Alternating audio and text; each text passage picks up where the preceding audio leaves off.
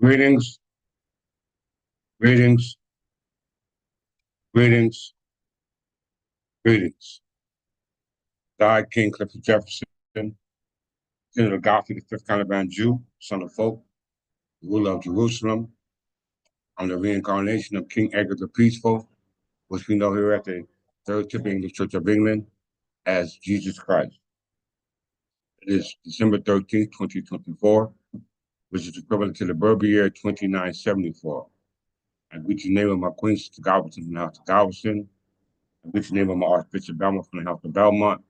I greet the name of all officers, staff, all members, all heirs, all successors, all predecessors, all family, everybody who's trying to get understanding of what it is that we are here and called.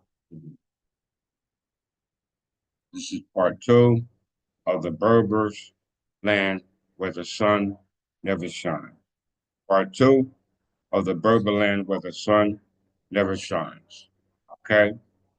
All those who watch our first lecture on this topic, this one will be even better because we're going to have more qualification that the ancient Nubians, which you want to call Egyptians, and the Olmecs, all family, they have the same customs, they have the same traditions, they have the same laws. These are actually one, and what people are one and the same. You're not going to hear from me. You're going to hear from other than Senator himself. Okay. Without further ado, let's get started with this marvelous lecture. All right. It's going to be a good one too. We pretty much going to go pretty much what we talked about yesterday. Let's reiterate it based upon the topic or the video that's going to be played today. All right, which is called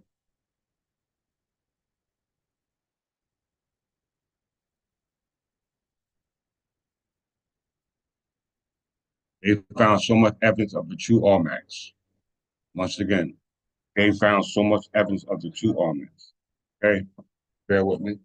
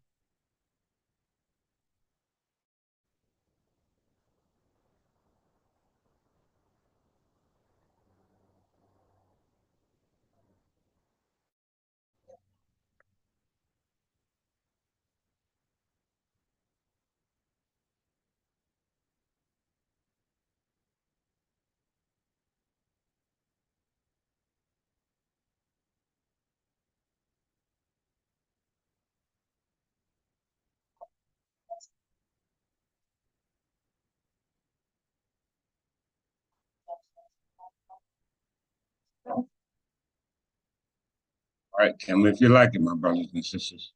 We're going to break this video down. Okay, we're going to break it down. Show them that the ancient Nubians or the ancient Almacs or the ancient Berbers or the Anglo-Saxons, which are actually one and the same. All right. And we know that they were now modernly called the ancient French or the Spanish, which were actually aligned together by way of marriage, by way of becoming one family. Okay. These modern names will not suffice. All right. So once and for all, let's put this phenomenon to bed. All right. Let's get it.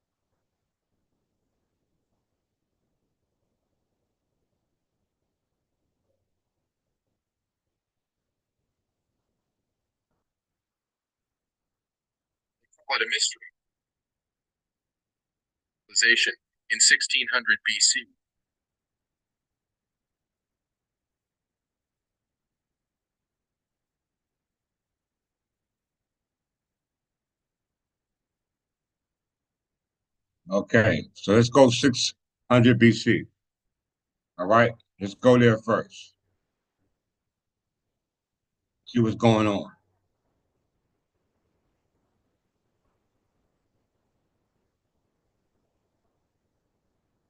1600 BC.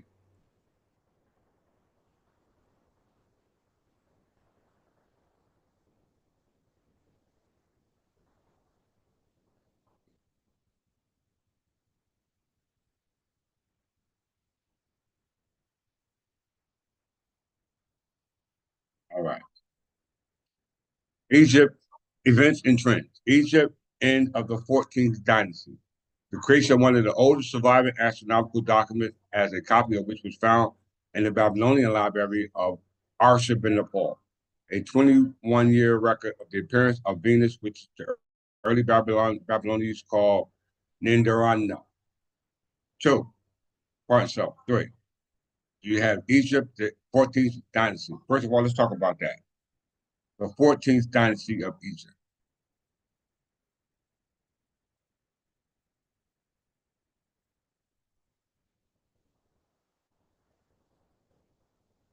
Okay,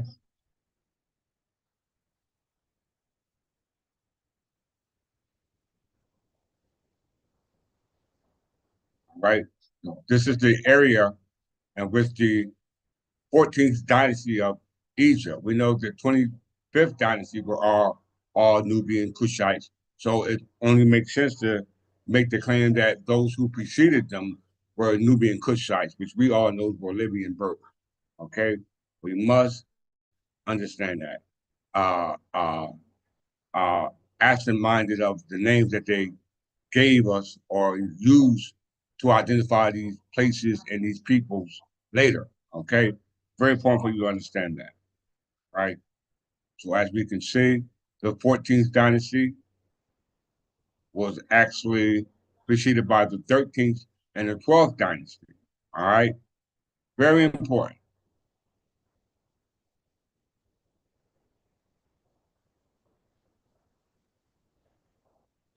These are the names of the kings. Okay? These are the names of the kings. If you time, you can look them up yourself. For the sake of the video, I have to continue to move forward.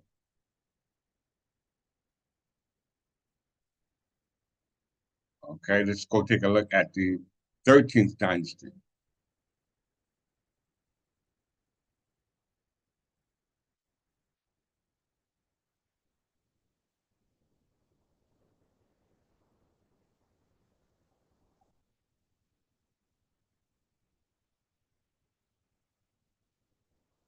13th dynasty of ancient territory, which they now call Egypt.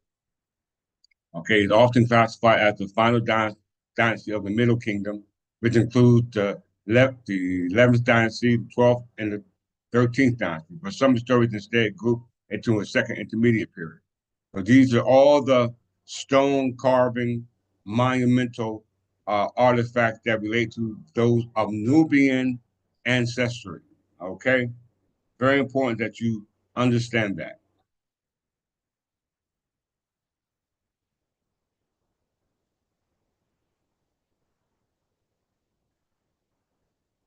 This one in particular. All right, you're going to see a display of Sepulchre in what we call Mexico in a second, right? These are all the pharaohs. I'm not a expert on Egyptian history, but I know that we are one and the same. Okay, they were not Egyptians; they were Berbers. Okay, let's go to the 12th dynasty.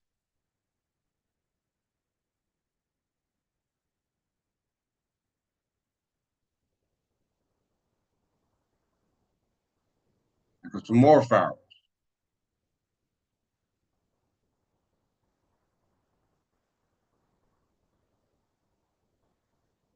or kings, I should say.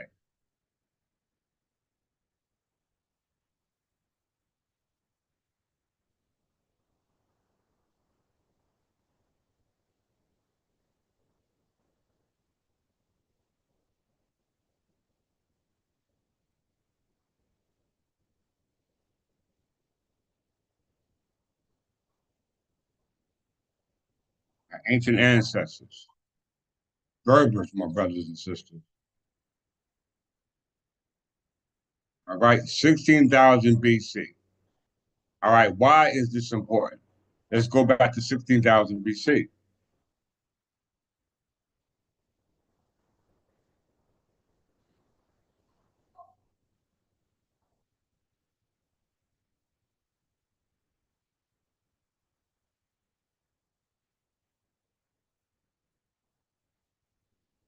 16,000 BC. We have here the date of the earliest discovered rubber balls.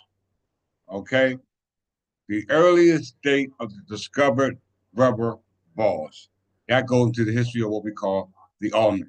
Okay, all right, that goes to the history of what we call the Olmec because Olmec means rubber people.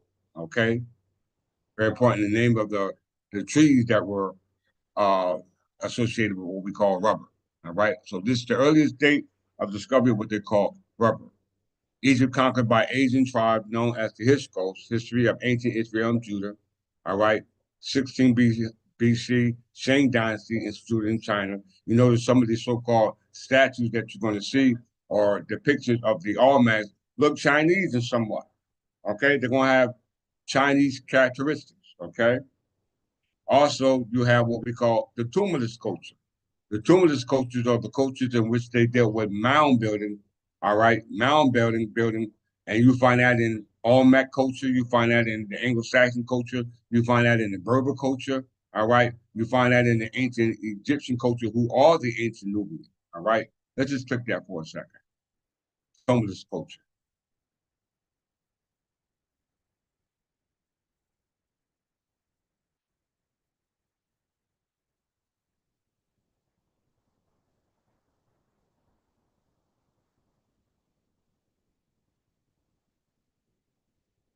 Tumulus culture was a dominant material culture in Central Europe during the Middle Bronze Age, 16,000 1300 BC. When you're dealing with tumulus or tumuli or barrows, These all deals with burial, uh, uh, uh, like I said, burial tombs for our ancestors who have dead. Right here, tombless culture is distinguished by practices by burying the dead beneath burial mounds called tumulats or kirtons. All right, and you see the culture, not just one territory, but all over. Okay, very, very, very important. All right, to comprehend that.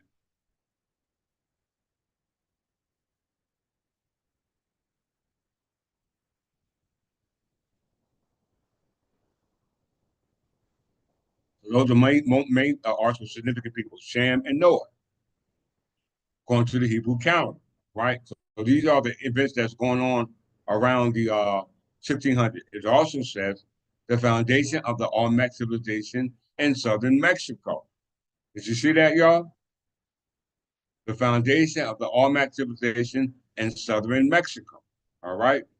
So it's very important to make that connection between those who existed over in what we call now today Egypt, which is actually the land of the Berbers, who are actually the same as those over here now called Almacs. Okay, all right. These are in fact ancient Berbers. All right, and the culture spread worldwide. We must understand that. Let's go back to the video.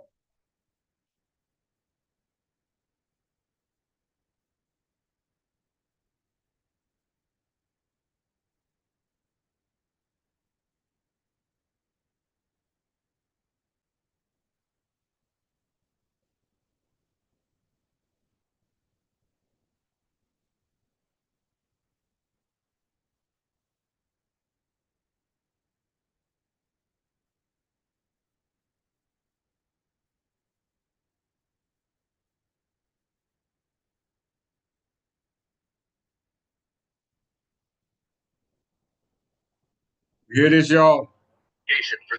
Mesoamerica.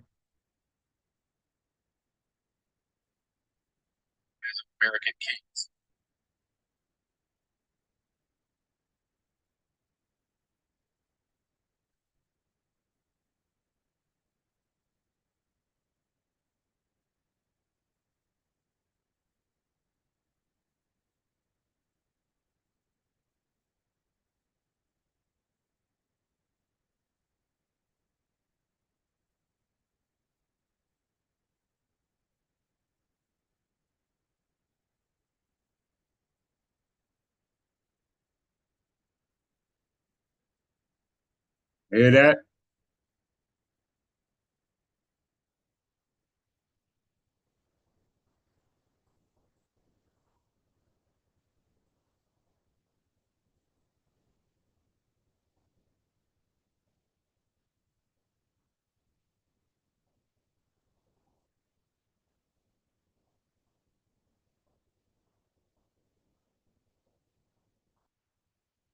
So as you can see, there's some much similarity between the writing system, between the burial system, between the mound building, as well as other significant things that show that we are related. They're going to go into the uh, skeletal finds to prove that as well.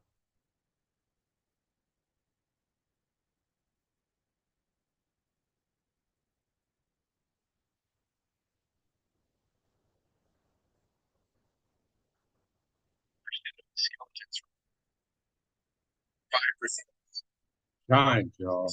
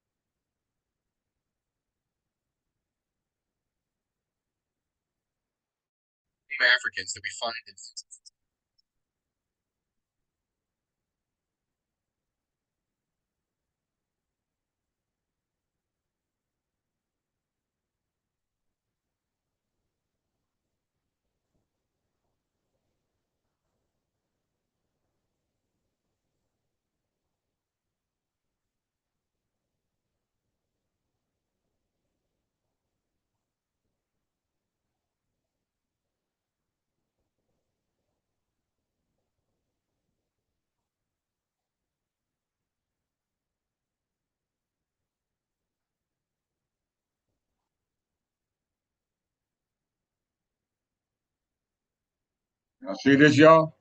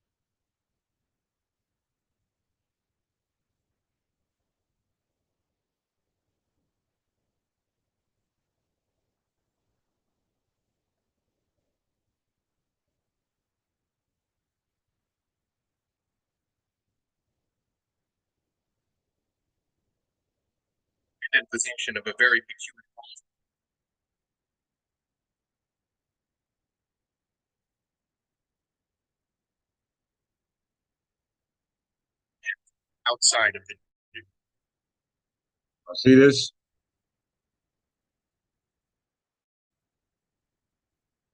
This is the Aztecs now. We know the Olmecs precede them.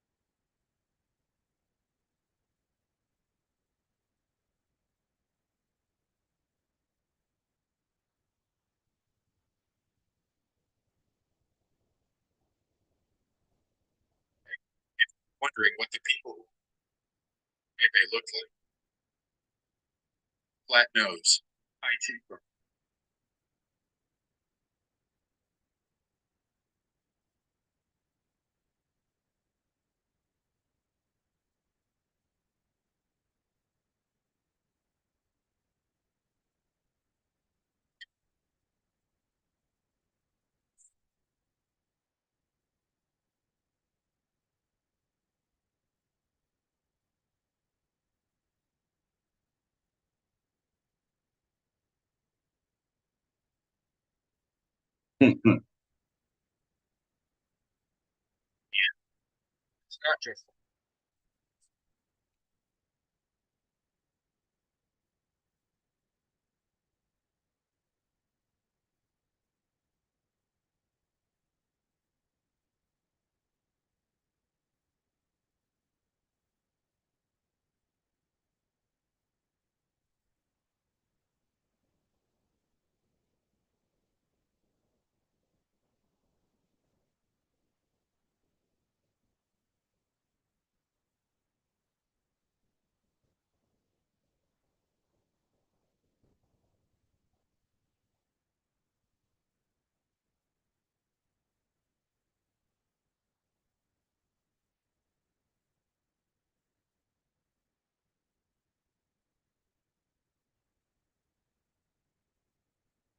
them in their earliest. They came before Columbus, pre-Columbian. He was here, brothers and sisters.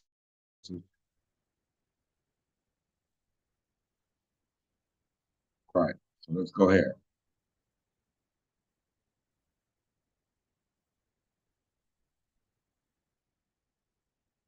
Go to the area in question.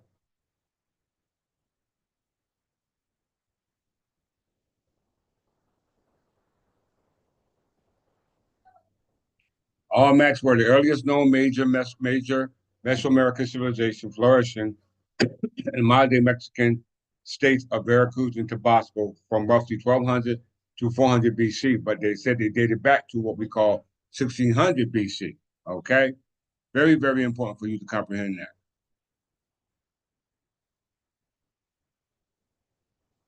Among among the first Olmec period to practice ritual bloodletting and played the Mesoamerican ball game, hallmark of nearly of all subsequent Mesoamerican society. The ball game is what?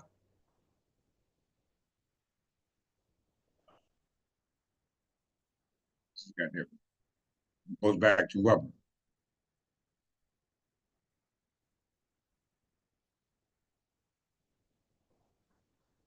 right here. The most common theory of the game, the players struck the ball with their hips, although some versions allowed to use forearms, racket, bats, or hand stones. The ball was made of solid rubber and weighed as much as 9 pounds, and size differed greatly over time or according to the version of that's how it's being played. All right. So we understand that this particular rubber goes back to the origin where it was created or found, which was 1600 BC, all related to the area or the time frame that the Olmecs existed. Let's just go back there real quick. 1600 BC, but they were not called Olmecs at that time. They were Berbers, all right?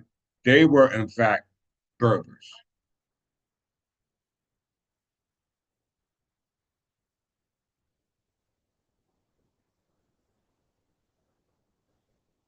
okay? Berbers, because we see the 14th dynasty, these were pharaohs, kings, all right? And the custom and tradition that they practiced was continental, okay? As you can see, it was in the Indus Valley, it was in China, all right, based upon the artifact that we're going to see displayed. And they all had everything much in common, tomolus, all right, which were how they buried their dead, all right, um, uh, building magnific, what you call stone, mass stone structures, all right. This is what they were known for. You see it in every culture. China, all right, the Indus Valley. You see the same type of culture in these particular areas. Indus Valley. All right. This you cannot dispute.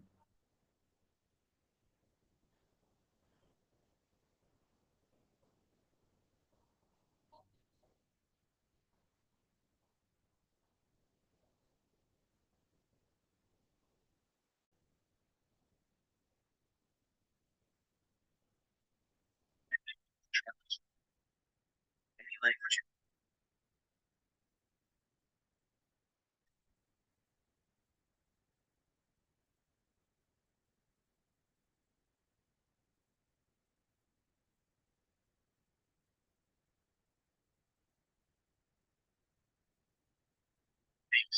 carrying spears.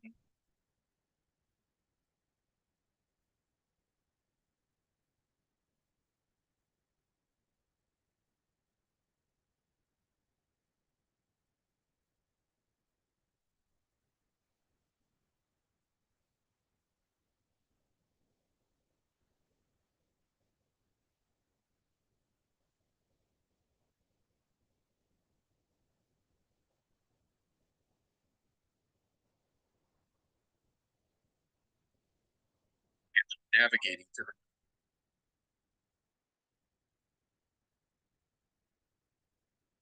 Because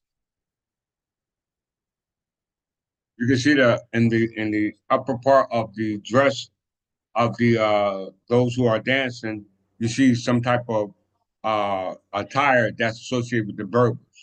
All right, you see that same attire associated with the Berber women who dress in the same type of fashion. Right, very important.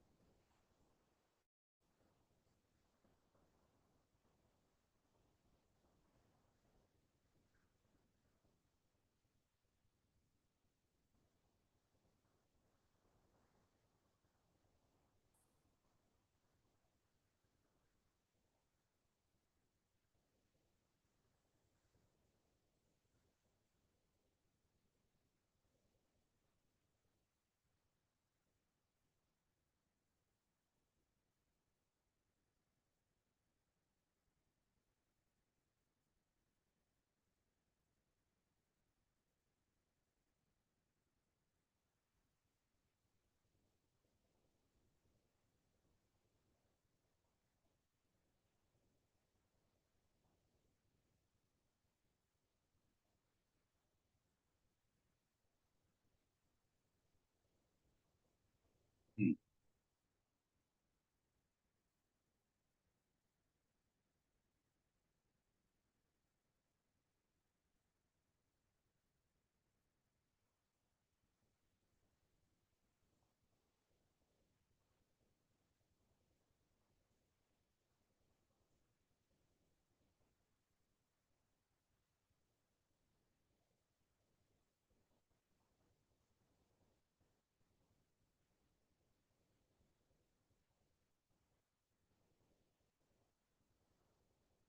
Look at all those Berbers in that in those boats.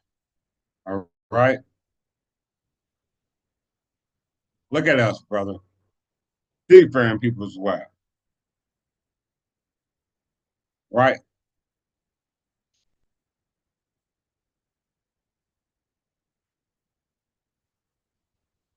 Misunderstanding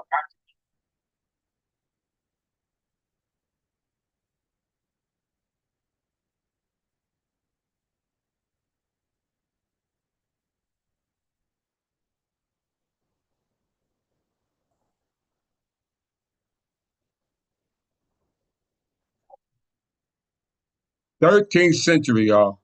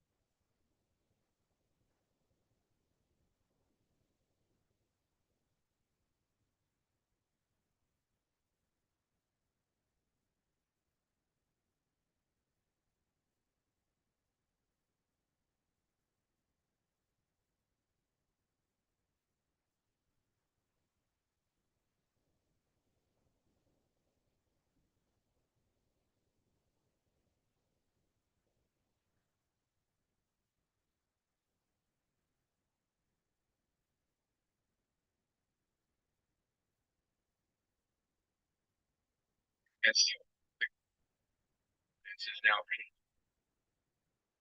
incidences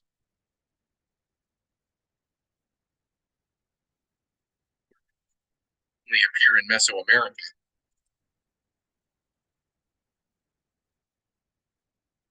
are shown to be present.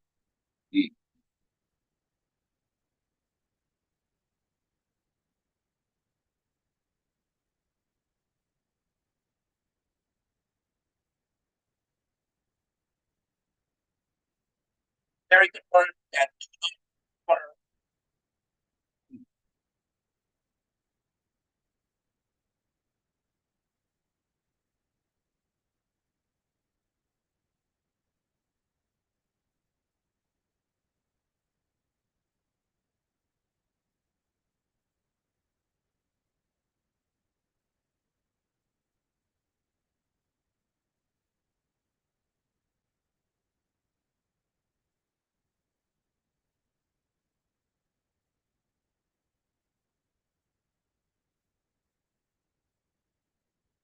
appears overnight.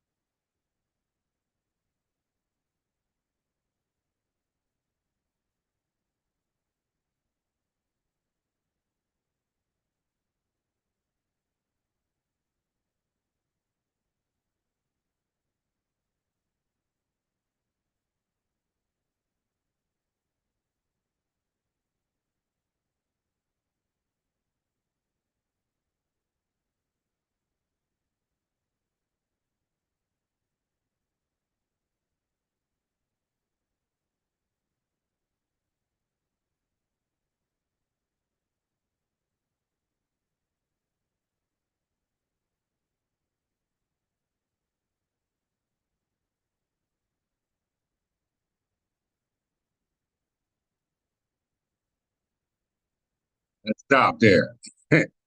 Let's stop there. All right. Let's stop right there. Look at the one on the left and look on the one on the right.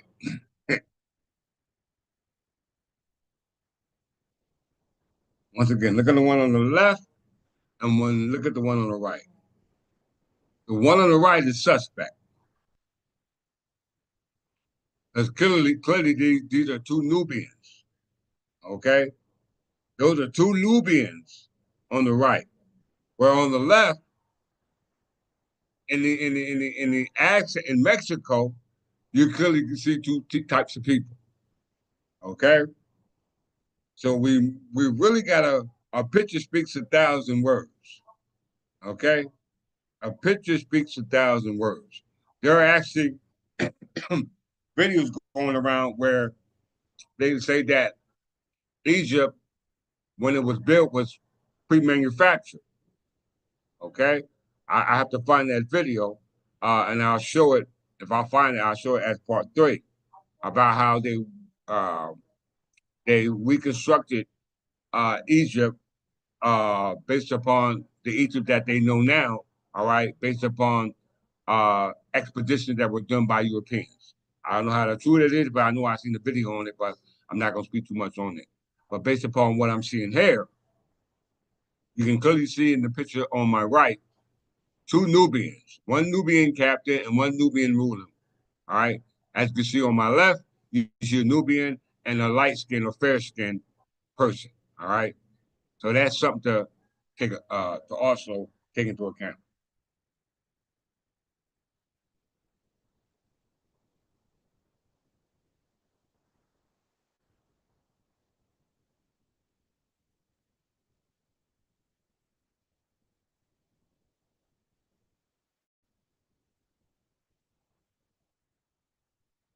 Sorry about that.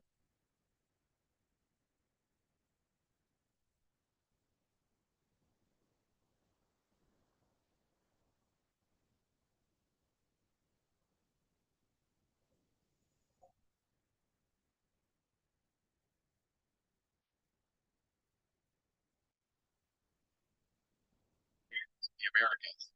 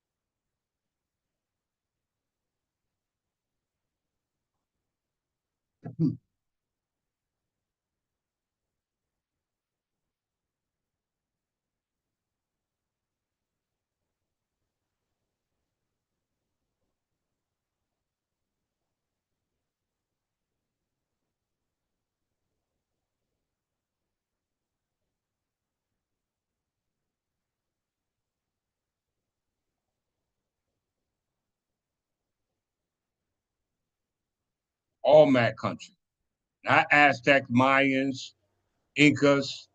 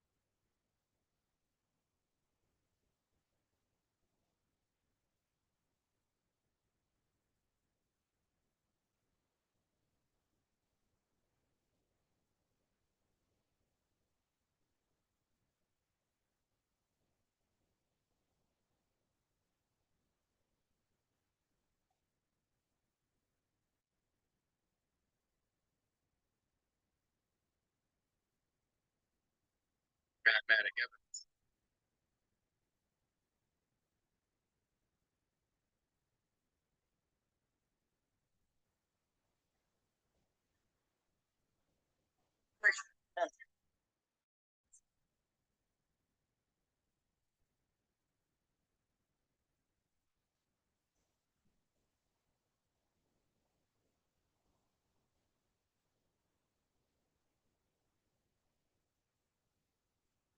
One and on and on.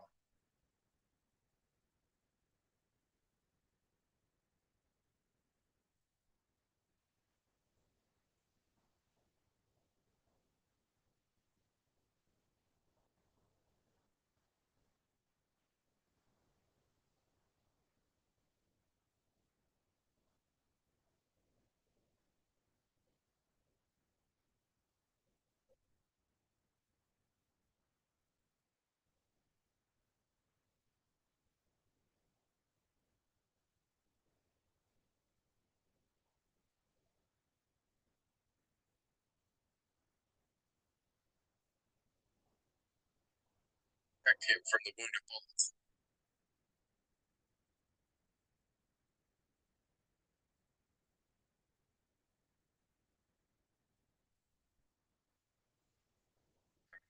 It is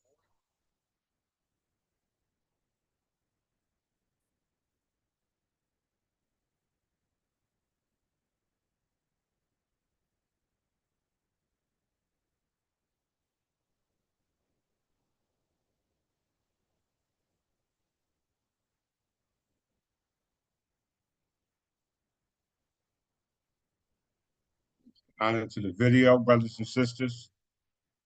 Pretty sure it was very entertaining.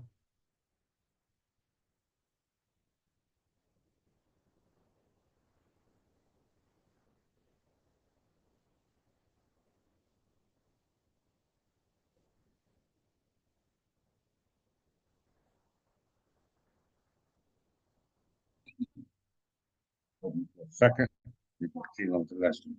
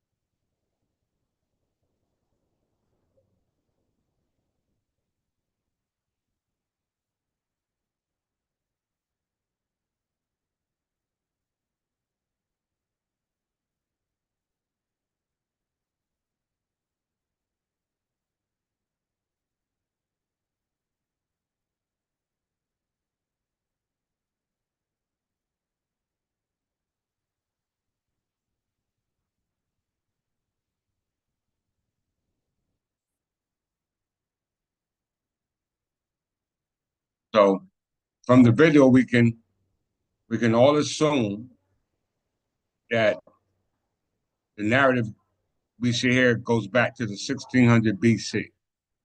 Okay, 1600 BC, and in 1600 BC, we go to a time where there's the cradle of civilization popping up all over the world.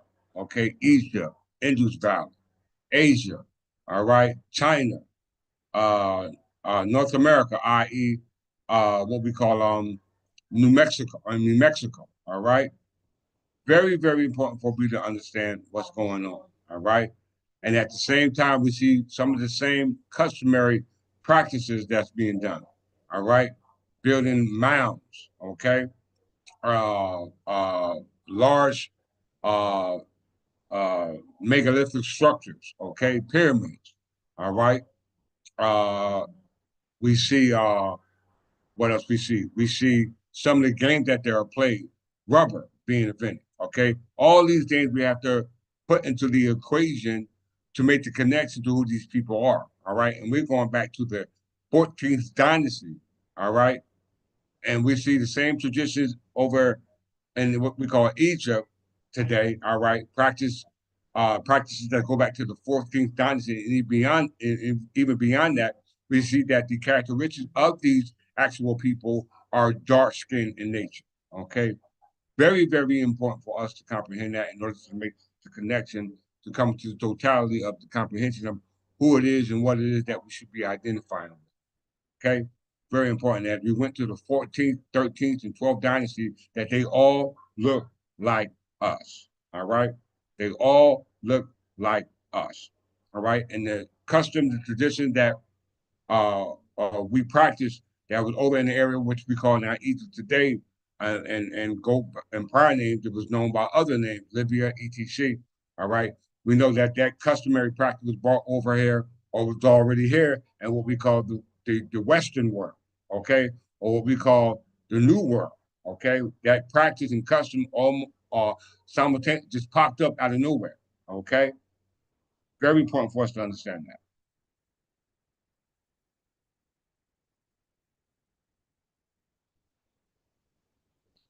Now, why do I say this? This goes back into the history of the Olmecs. All right, we know that the Olmecs were situated in what we call Mexico, and Mexico was part of what we call the Mexican Empire. And the Mexican Empire got their start from their independence through what we call the Treaty of Cordoba. Okay, but prior to the Treaty of Cordoba, the Spanish Empire ruled the territory here in what we call North America. All right, which was called New Spain. And we know that when we look at the Spanish Empire, it was composed of all the houses that were linked to what we call the French kings. All right, very important for us to comprehend that, because when we're dealing with the landmass called Mexico, all right, and we're dealing with the kings that were there, and then they're telling you or identifying territory with some people identifying as the Olmecs, but we see the customary practice of these people that they identify called Olmecs. We know that there were empires that we presently identify with going back to the Spanish Empire, all right, and the French Empire that were linked to the English Empire, which we know that are linked to what we call the Berbers empires. Okay, back to these kings that we see over in what we now call Egypt, which was prior to that called ancient Libya. Okay, we must understand that we are in fact the same people. As we see here on the map, there's no other conquest done on this particular landmass by the Spanish colonization here on this landmass by other than what we call the Aztecs, the Mayans, and the Incas, who are descendants down from what we call the Olmecs. All right. And then when we go before that colonization of the Spanish, i.e., pre Columbia, we go back to the Olmecs culture going back 6,000 BC. Okay. But they couldn't be properly identified as Olmecs because the Olmecs don't relate to the nationality of the people over there in what we call Northwest Africa, because they were not identified as Almac. They were identified as Berbers. So it's only proper that we make the connection to those people known as Berbers, misnomered as Egyptians, and misnomered as Almacs, because we understand that even though rubber grew up at that time in that territory, rubber was productive at that time. we understand that it was part of their customary practice, we can't associate it with the identity that they give the people associated with that practice. Okay, because we understand that there were Egyptians falsely misnomered as Egyptians that were actually Berbers existing at that particular time. And the culture that they had over there and the culture that they had over here was synonymously the same. Okay, they were basically the same. All right, we understand when the Mexico uh, was inhabited by the Olmecs. Let's go to Mexico first. Mexico.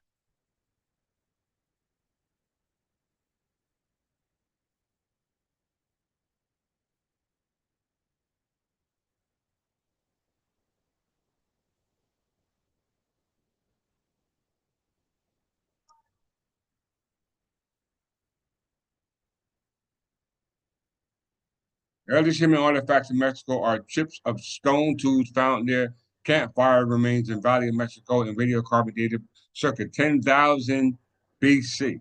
Okay, 10,000 BC. The Mesoamerica was formerly considered one of the six independent cradles of civilization. We must understand that. And all the cradles of civilization had the same type of customary practice. All right. We just seen it in the video that was displayed a second ago. All right. Very, very important for you to comprehend. Right. And we understand that the primary nations of people there at that particular time, they say were the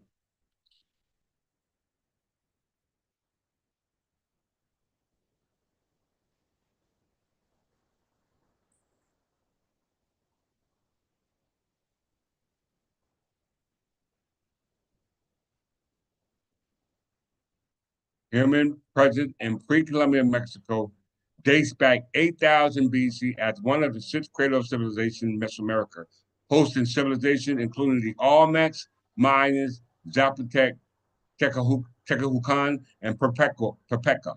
Aztec domination of the area preceded Spanish conquest of the Aztecs and empire. Okay, so it says, once again, where is that at? The human presence in pre-Columbian Mexico date back 8,000 BC as one of the six cradles of civilization. Mesoamerica hosted civilizations including the Olmecs, Mayas, Zapotec, Tecahucan, and Perpeca Aztecs dominated of the area preceding Spanish conquest of the Aztec empires, which established the colony of New Spain, centered in former Teconican, now called Mexico City. So they're trying to say that these particular nations of people known as the Perpeca, Tecahucan, Tepehucan, Zapotec, Mayan, and Almac preceded what they call New Spain. And we know when we look at New Spain, that was under what we call the territory under the Spanish Empire. And the Spanish Empire goes back to the Kingdom of Castile. And they all had kings ruling at that particular time, which is something we cannot exclude from the equation. Okay? We cannot exclude that history from the equation because that's all things that are relevant to the laws, the laws, the treaties that were made by these so-called kings. Whereas though there were no treaties, there were no laws made with these group of people known or misnomer as Olmecs, Mayans, Zapotec. But as you see, they got the customs and the practice based upon the similarities that we see in the display. All right. But we still have to use the process of elimination in regards to really identifying who these people were because they know they were related to these people identified as Egyptians. And the Egyptians is not the proper name for the people because they know that the Egyptians were named denoting to the so-called Greeks. And as I always say, and as Nomadrali say, he who writes your books sets your timeline. Okay? Very important for you to understand that. Right? Let's see.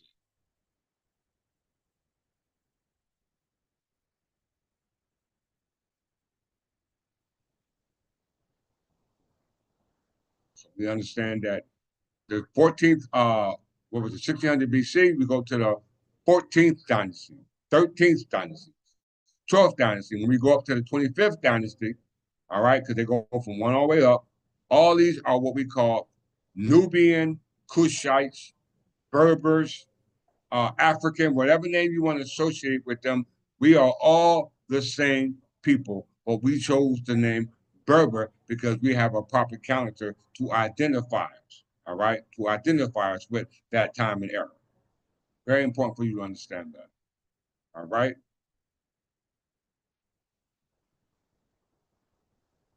But one thing I want to touch on before I close out, that goes back into the history of what we call dealing with our enslavement.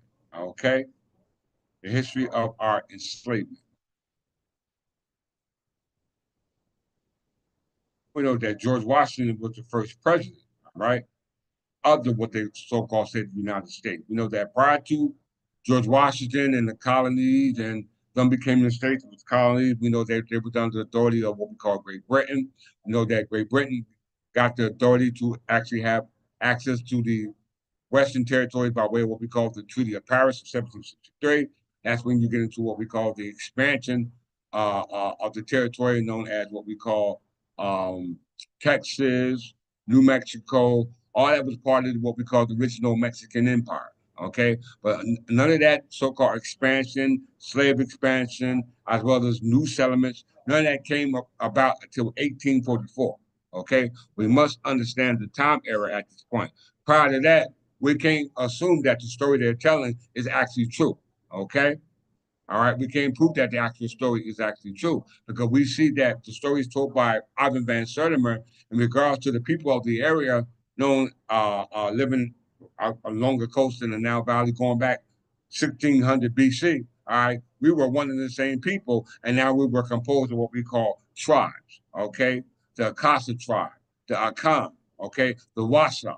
These were all tribes that were given to us by misnomer names that were given to us by those who colonized our land masses. Whether we talking about over here or we talking about North Africa, but once again, we are all in fact the same people.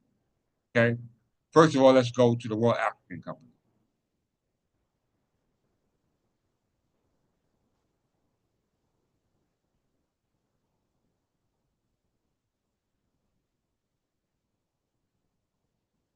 The World African, it just goes into what we call the Atlantic slave trade.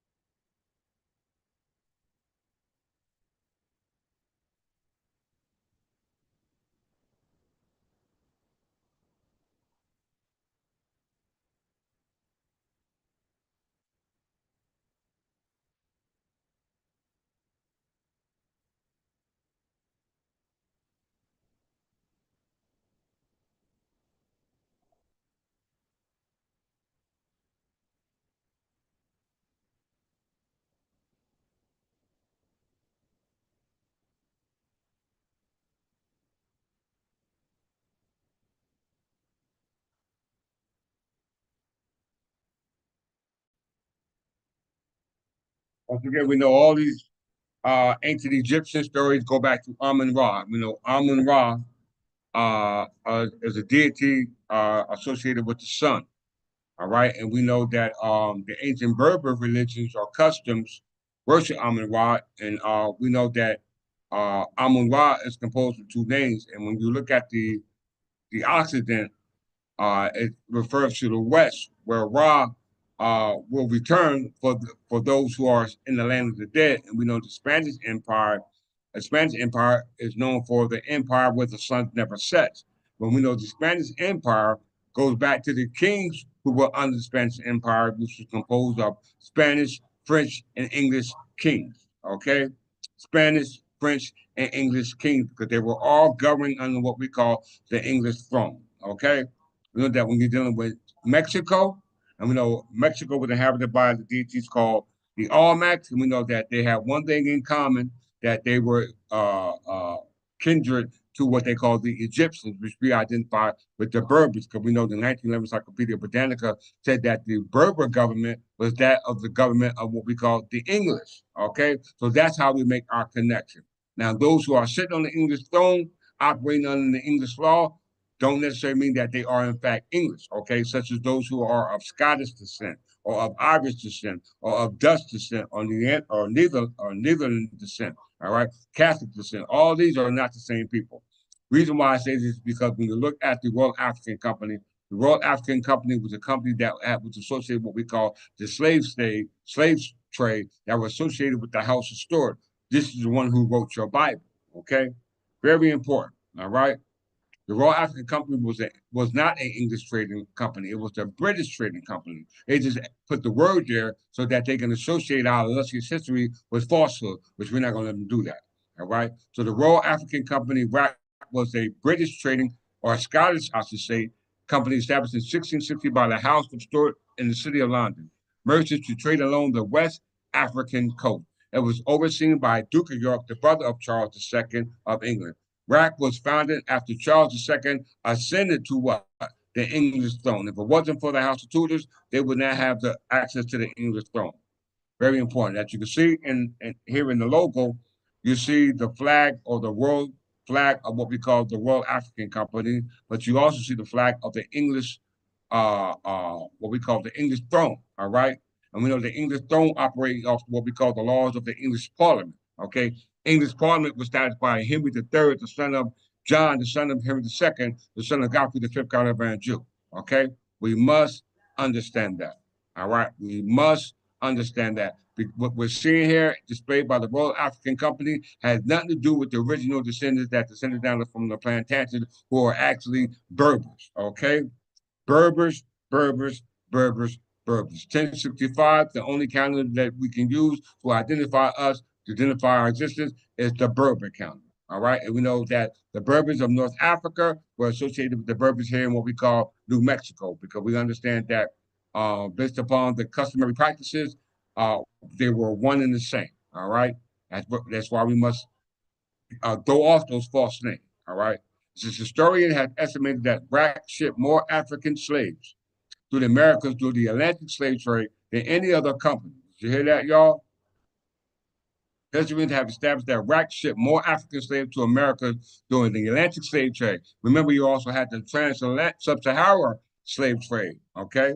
We had the Sub-Saharan slave trade and we had the Atlantic slave trade. And the Sub-Saharan slave trade was Arabs who enslaved those who were also enslaved in the Atlantic slave trade, which were the descendants of what we call the Plantagenet descendants through what we call the 100-Year War, the War of the Roses, the Second 100-Year War. All those all took place on the island of Liverpool. Okay, we must make this connection.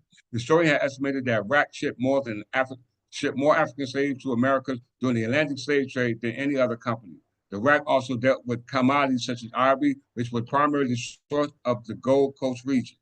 After William III, Scottish king, all right, sitting on the English throne, all right, rescinded the company's monopoly in 1697 under the pressure from the Parliament of England. The RAC became insolvent by 1708, though it survived in a state of much reduced activity until 1752, when its assets were transferred to the newly founded African Company of Merchants, which lasted until 1821. Very important that we make distinction because they were insolvent as under the instructions of the Parliament of England. The Parliament of England was established by Henry III, the son of John, the son of Godfrey, the fifth Caravan Jew, and all those who were operating under the authority of the laws of the king. All right. Very important that we make that distinction. Okay. So when we get into the laws of the Parliament of England was governed by those who rule under what we call the English crown, or i.e., the kings of England. Okay. The de jure kings, not the de facto kings.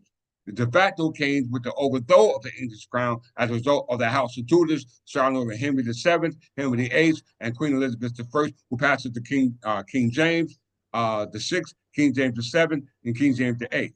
Parts of King James the Sixth and King James the Seventh. We know that King James the Seventh and King James the Sixth and King James the fifth or the fourth, all descended down by way of the House of Stuart, but it goes back to King James the first and King James the second and King James the third. Okay, all had alliances associated with what we call the House of Tudors. Treaty of Paris. They had two treaties of Paris. One is 16. I forgot the date, but look those up. The Treaty of Paris. Well, it says historian has estimated that Brack shipped more African slaves to America during the Atlantic slave trade than any other company.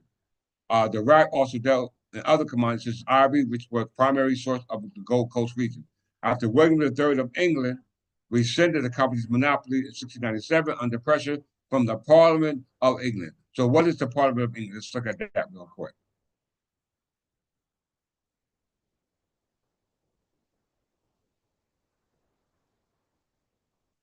Parliament of England was the legislature of the Kingdom of England from the 13th century until the 1707. You hear that? From the 13th century to 1707. In 1707, they became unified. Okay, it was replaced by the Parliament of Great Britain. So when you see anything done by those monarchs of the House of Stuart, that was done under the parliamentary Parliament of Great Britain. Parliament evolved from the Great Council of Bishops' peers that advised the English monarch. Great Council were called the parliaments during the reign of Henry III. By this time, kings required Parliament's consent to even levy taxes. So when we talk about the Parliament of England, we're talking about that which was started by Henry III, son of John, son of Henry II, son of Godfrey V, son of Anjou, son of Folk, ruler of Jerusalem. Okay, when you get into the Parliament of Great Britain, you're talking about those laws, those treaties that were made from 1707 and on. Okay, we must comprehend that. Also, let's look at the English throne.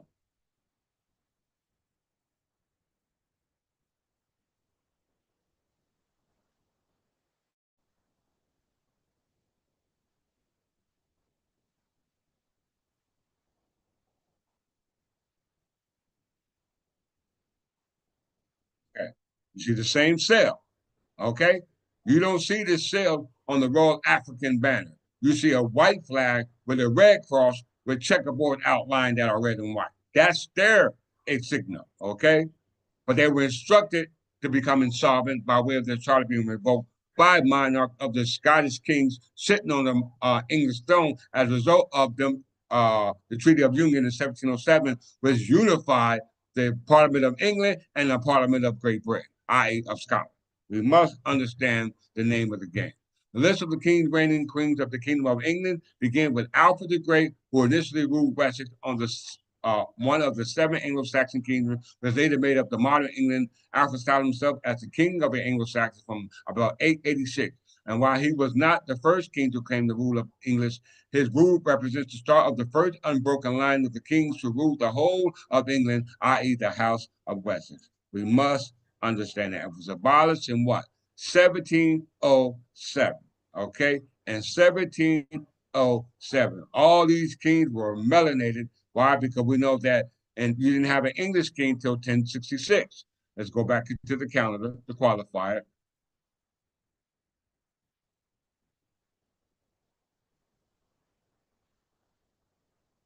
1065. Go to the calendar. There is no English Regnal year here. The only way you have English Regnal year is the House of Stuarts, all right, getting their start from the House of Tudors. House of Tudors got their start from the House of Lancaster, which was the cadet branch of the Plantagenet branch called the Angevin. The regnal year of the English British monarchs are the official regnal years of the monarchs of the Kingdom of England from 1066, i.e., William the Conqueror, to May 1707, the King of Great Britain from 1707 to January 1801. So there you have your English kings. Prior to that, all the kings that were there were Berbers. Why? Because you don't see an English regnal year here. Okay, it's Berbers. Okay, Berbers. All right. We know the Berbers are those Egyptians or those Kushites or the Nubians that they were talking about in the film we just watched. We know that they have similarities to the ancient Almacs that we see here in what we call Northwest America. All right. Northwest Africa, Northwest America. All right. Or Southwest America. All right. We must comprehend that we are, in fact, the same people. All right. But we have to get away from those names that they want us to identify with, such as what we call Spanish, uh, Almacs, i.e., French, i.e., English. Those names were given to those who conquered us. Because as we can see, it said when we go to the Spanish Empire, my brothers and sisters, when we go back to the Spanish Empire, who took over Mexico, who was governing Mexico before Mexico got their independence, all right, by the Treaty of Cordoba, all right. Mexico got their independence from the Spanish Empire. Then you got the first Mexican Empire, then a second Mexican Empire, and those empires were conveyed to Great Britain by the Treaty of Paris of 1763, and then they were given to the founding fathers when they were colonies by way of their expansion of the territory, by way of what we call um, uh, the 1804 Presidential Convention. Okay, all that had to deal with the crown authority, which was under the legislative, being now conveyed to the executive branch by the New Jersey Constitution of 1844. These are facts.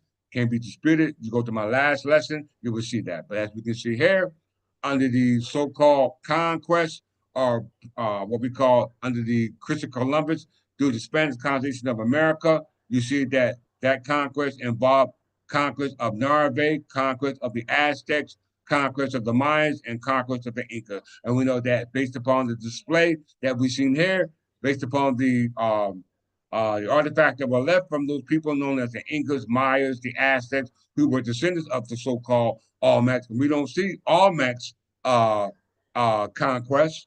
We don't see that here. So that means that the Olmecs, or the ones who brought the culture of the Olmecs, i.e., the ancient Nubians or the ancient Africans, were one and the same. They were Berbers, misidentified by the names that we see now, i.e., called Spanish. Because we know the word Spanish comes from Spain, and that the island or the territory called Spain is actually called the Iberian Peninsula, which was composed of Berber. Okay, we must comprehend these facts. All right. If we go back to the Spanish Empire, we see that the houses of the Spanish empires were houses that were in conflict with the Plantagenet crown. Okay, Trasmara, Habsburg, Capitan Dynasty, Bourbon, House of Valios, House of Quebec, House of Bonaparte, House of Savoy. All these houses were in conflict with the original people that were here on this particular land, okay? I.e., North America, what we call North Africa, what we call Spain, England. We was everywhere, okay? And there were people who were trying to invade the land and take over the land and impose their laws on us, such as the one you see here displayed under what we call the Spanish Empire. You know, the Spanish Empire goes back to the Capitan Dynasty. The Capitan Dynasty is not the Spanish Empire, it's a Frankish house, okay? All right, but they were aligned with French, Spanish houses, all right? We must comprehend that. So with that, I want to take you in back to the World African Company. Let's go back there.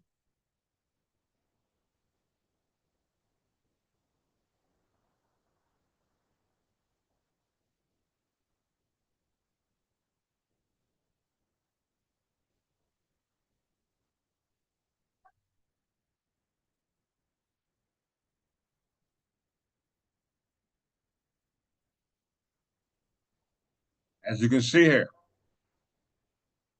you see the flag of the Parliament of England, right? We know the Parliament of England stopped in what?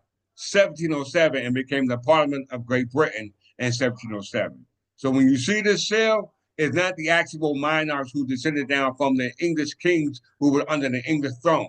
These were Scottish kings under the Scottish throne, ruling only under the English throne, which was de facto in nature. That's why you see this flag, that seal there. Okay, where you see the hand on. All right.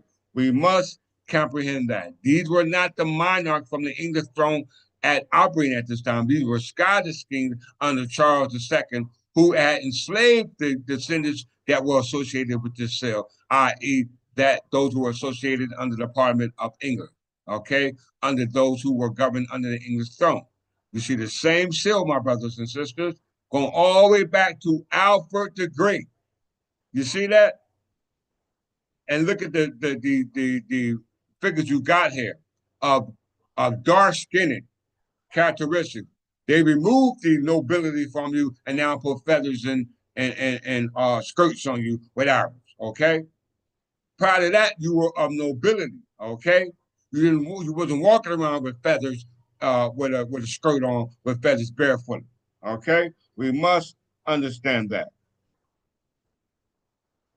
We must understand that. All right. So the English throne ruled the Parliament of England before it was transferred to the Parliament of what we call Great Britain, which were ruled by Scottish kings who enslaved our African or our Nubian or our Berber ancestors. All right. Okay. Such as all those tribes that were made up, such as those from Ghana. All right. Specifically.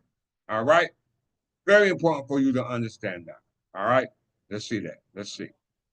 So we see that in history of it estimated that the Iraq, i.e., the African American I mean, what we call what was it called? The Royal African Company enslaved the descendants here from the Plantagenet crown, okay, who was all over the world. They were in Northwest or Southwest America, as well as Northwest and Southwest Africa, as well as on the Iberian Peninsula, as well as what they call England, okay, before it was colonized, settled, and then the land was expanded by way of what we call prescription of sovereignty all over the world because we were all family. Okay, there was not the ones who were ruling under the cell. They were the ones who were operating under the cell de facto. Okay, we must understand they were not the Parliament of England because the Parliament of England ended in 1707. Okay, when they ended in 1707, they enslaved those who were ruling prior to 1707. That's your ancestors, my brothers and sisters. That's your ancestors, and your ancestors were the ones who ruled the English throne, going all the way back to Alfred the Great, and even before that. Okay, we must comprehend that.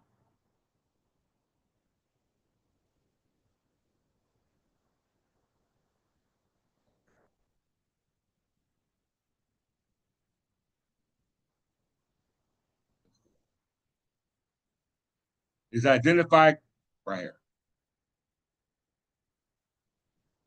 It was overseen by Duke of York, the brother of Charles II of England. The rack was founded after Charles II ascended to the English throne. Okay, in 1660, Stuart's restoration, he granted it a monopoly on the English trade with Africa. Trading, this was business for them. While the company's original purpose was to trade for gold, they soon switched to what? Slavery, doing what they call interregnum. Okay, interregnum is what they call the institution of what we call a provisionary government or what they call a temporary government, de facto, okay? And they were associated with the Atlantic slave trade, okay? The Atlantic slave trade. We must comprehend that. And the Atlantic slave trade got its start from the sub-Sahara slave trade. All that has to do with the enslavement of the Berbers, all right? Let's deal with it, brothers and sisters. All right. As you can see here, they're Plantagenet, Crest, and all operating in what they call the Parliament of England, which is the Lions. And this is England and French houses. Once again, English and French houses, not Spanish houses, English and French houses. You didn't get to the Spanish houses until you got to um what we call the Kingdom of Castile. The Kingdom of Castile. Okay? Once again, the Kingdom of Castile. This all has everything to do with the Egyptians and the Olmecs because we know the Olmecs were in the territory that was under the jurisdiction of what we call Spain, okay? And Spain was not just here on this landmass, but it was on the Iberian Peninsula, which was the landmass composed of what we call Berber before the Arab invasion. And we know when we talk about the Arab invasion, that goes back to the 8th century, okay? By what we call the Umayyad dynasty, all right? So we were all over the place. We were everywhere except Arabia, okay? We were everywhere except Arabia. We were in France, we were in Aragon, we were in Castile, we were in Galicia, we were in Leon, we were in Portugal, we was in North Africa, all the tribe areas, i.e., including Ghana, they were Berbers, my brothers and sisters. They were Berbers. All right. That's why when you see the video, you see the same cultural, you see the same religious practice, you see the same um, uh, uh, what we call the numerical, like our language, our numerical system, etc. You see some type of resemblance between all civilizations that were called the cradles of civilizations. Why? Because we were all the same people. We must comprehend that. All right. The kingdom of Castile. All right. That was under the jurisdiction of Sancho and Ferdinand III. Okay, all these Spanish kings married into the Plantagenet kings, i.e., through Eleanor of Castile and Eleanor of Castile. Two Eleanors. One married Edward the First of the Plantagenet crown, one married Henry II of the Plantagenet the crown. Son of Godfrey the Fifth Count of Anjou, son of Folk to rule up Jerusalem. All right. All those were descendants of those Spanish kings who were ruling the area called Mexico. Why? Because we know Mexico didn't get its independence till what they call the Treaty of Cordova. Now, a question we need to ask ourselves is that if they're associating the Almacs with Mexico, okay, if they're associating the term Almac with Mexico, then that means that when Mexico identity stops, Almac's identity has to stop. And we have to identify the area with those who preceded Mexico or the Almac, because they came in at the same time. So that means that the people who identify in the area called Mexico, as well as the identity at the word Almac, is a false term. Why? Because they only worked with what they had. Von Cernemer knew that he identified based upon what it is that he had at his disposal. Okay. All right. But he knew that there was some relationship between those people over there in what we call North Africa, North and Southeast Africa, and those over there in what we call Northeast America, Northeast America. All right. Which are all associated with those in what we call the Iberian Peninsula and what we call Great Britain. All right. Why? Because we know that they are connected as a result of the marriages between the Spanish and French and English houses. All right. There's no coincidence, my brothers and sisters. No coincidence. All right. We know that the Muslim conquest goes back to the 7th century. It was establishment of what we call the Cordoba. Cordoba was a territory in Spain, and we know Spain was part of is in the Iberian Peninsula that was ruled by French, English, and French kings. Okay, English, French, and Spanish kings before it was invaded by Muslims, what we call sultans. Okay, Muslims were named, but they were not kings. Okay, we must comprehend that as I come into my closing.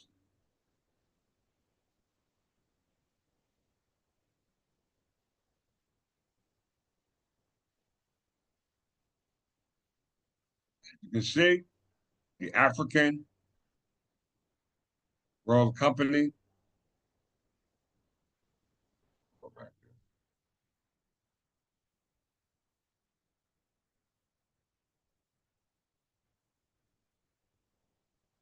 The African World Company from the Parliament of England under the English throne is as you can see, it's French and English kings. So for that connection, we have to go to what we call we have to go to Godfrey the Fifth Count of Anjou.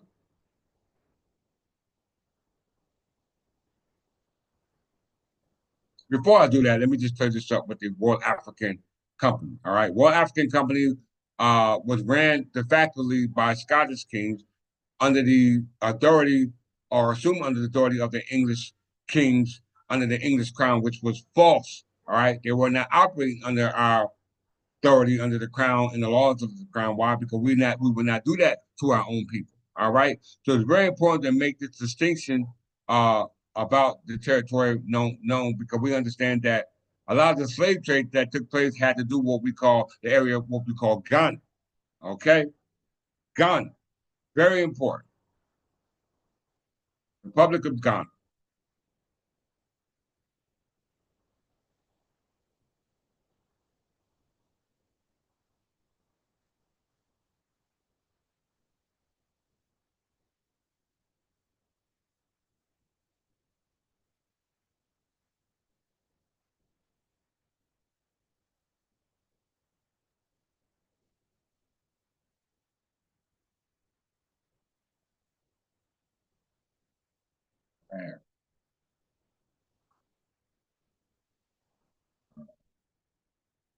Now, why do I say this?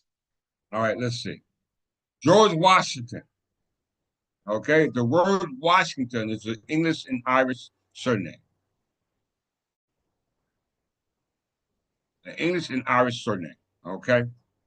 If we read the historical origin of the name, etymology, it says Washington is one of the names that was brought to England and the wave of migration following the Norman conquest. Prior to William the Conqueror, it said we were all what?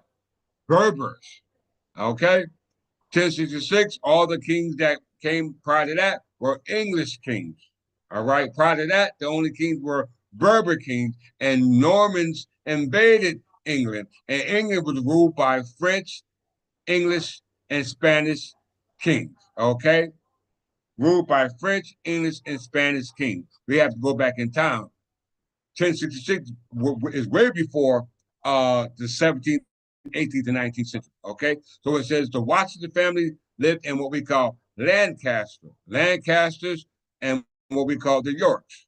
The house, the Yorks and the Lancasters, that's considered what we call the War of the Roses. All right, the War of the Family. Washington family lived in Lancaster at Washington. The name of this village derived from the Old English word Washington, meaning a settlement of the people of the Wassa, a person name which combines Old English elements meaning hunt and victory. Did you hear that, my brothers and sisters? Now, it's mighty strange that the name Washington denotes to those who settled in the territory known as Washington or Washington Carton. All right, if I'm pronouncing it right, wrong, forgive me. All right, but it was a settlement of the people called Wassa. Okay, the settlement of the people of Wassa.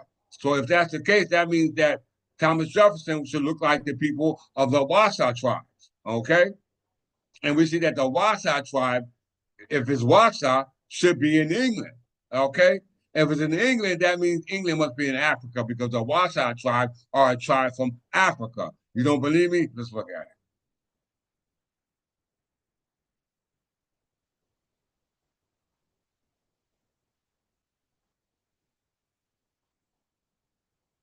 Wassa people. All right. The Wassa people are the Akan people who live predominantly in what they call Ghana. You hear that? Did you hear that, my brothers and sisters? So if your last name Washington, then you are a descendant of those people who settled in Wassa. And Wassa is a name that originated from English territory. All right, not over there in what you call Africa, over there in England. Okay, you were transplanted over into the territory now called Ghana. Okay, we must understand that because Ghana is a new name. It wasn't called Ghana prior to that. We must understand what's going on. All right, the con people. Let's look at that real quick since we're here.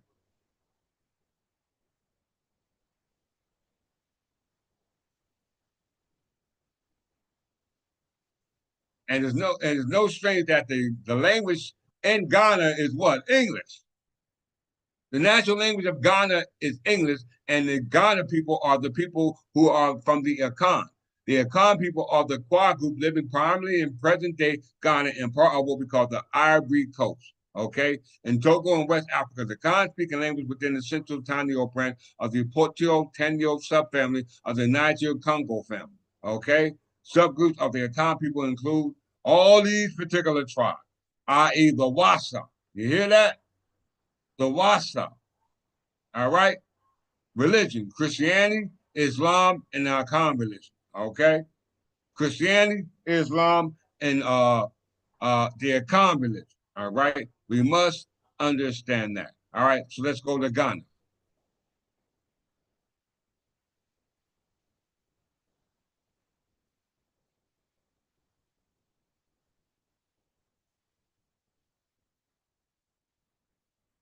I find it hard to believe that the official language of Ghana is English. It's English. So you got all these African tribes speaking English, right? All these African tribes speaking English.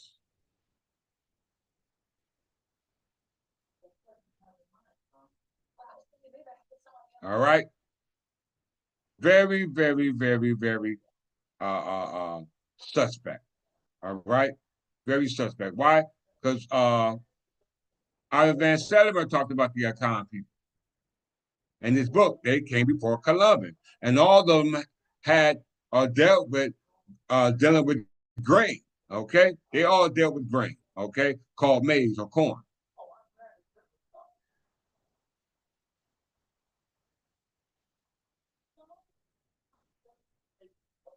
Jules Caesar Singular, as early as 1557, stated that the word Zabar for Syria was of African origin. He remarked millions is called by the Ethiopians Zabur, by the Arabs Dura.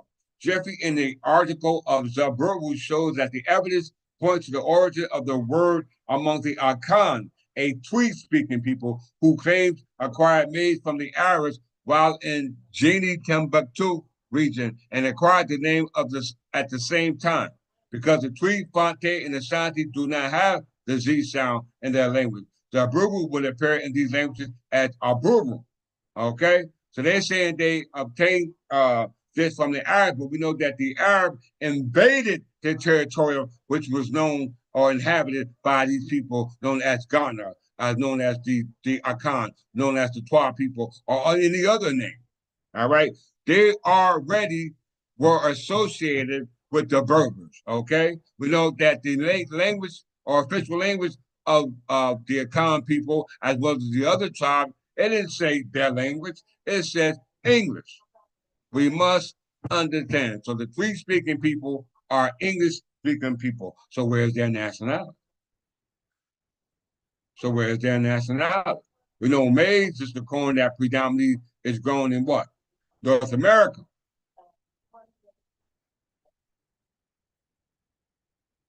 Maize is grown in what? North America.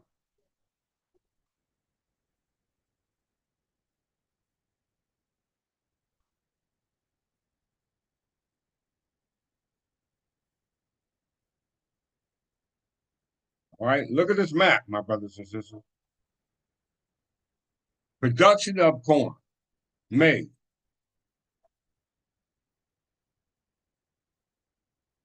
Look, my brothers and sisters. Can't make this up.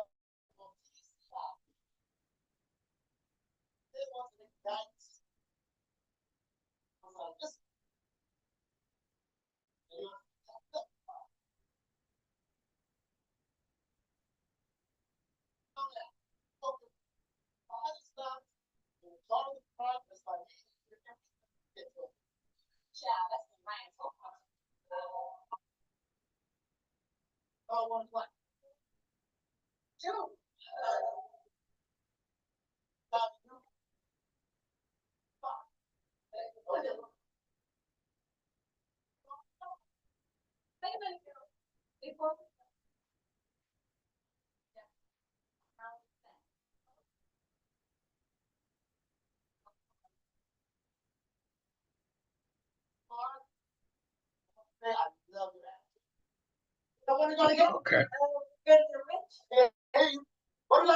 So as we can see, predominantly that corn is grown in what we call North America.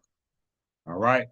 But it's said here on the opening statement, maize, also known as corn in North America English, is a tall stout grass that produces cereal grain. It was domesticated by indigenous people in southern Mexico about 9,000 years ago. So we see that the Akan people, i.e., those people of Ghana, are associated with the grain. We know that they said they got the grain from Arabs. Okay.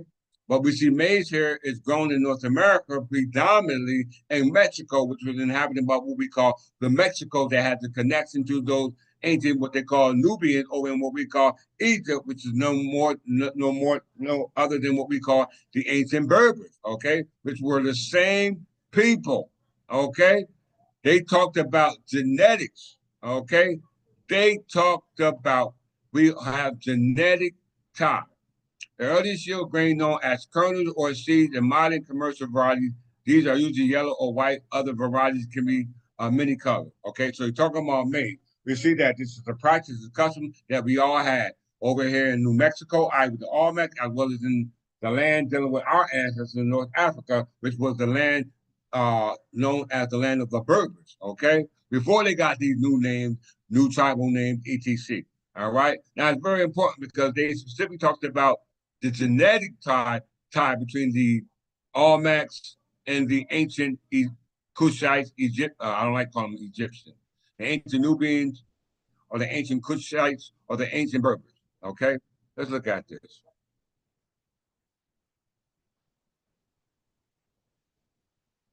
Prokaryote.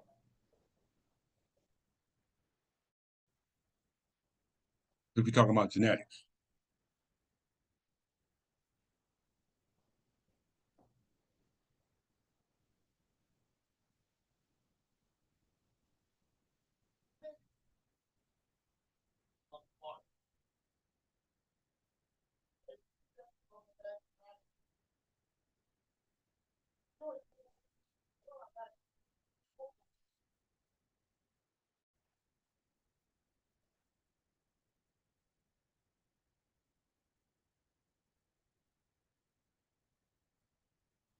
In closing.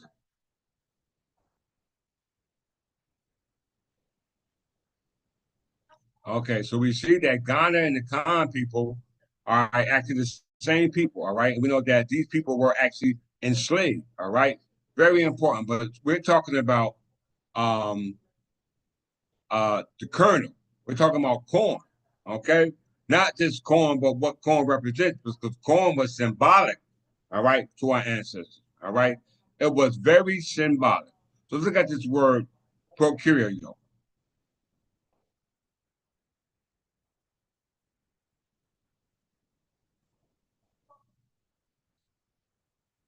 This is all in my book. First, before we do that, let's look at embryogenesis.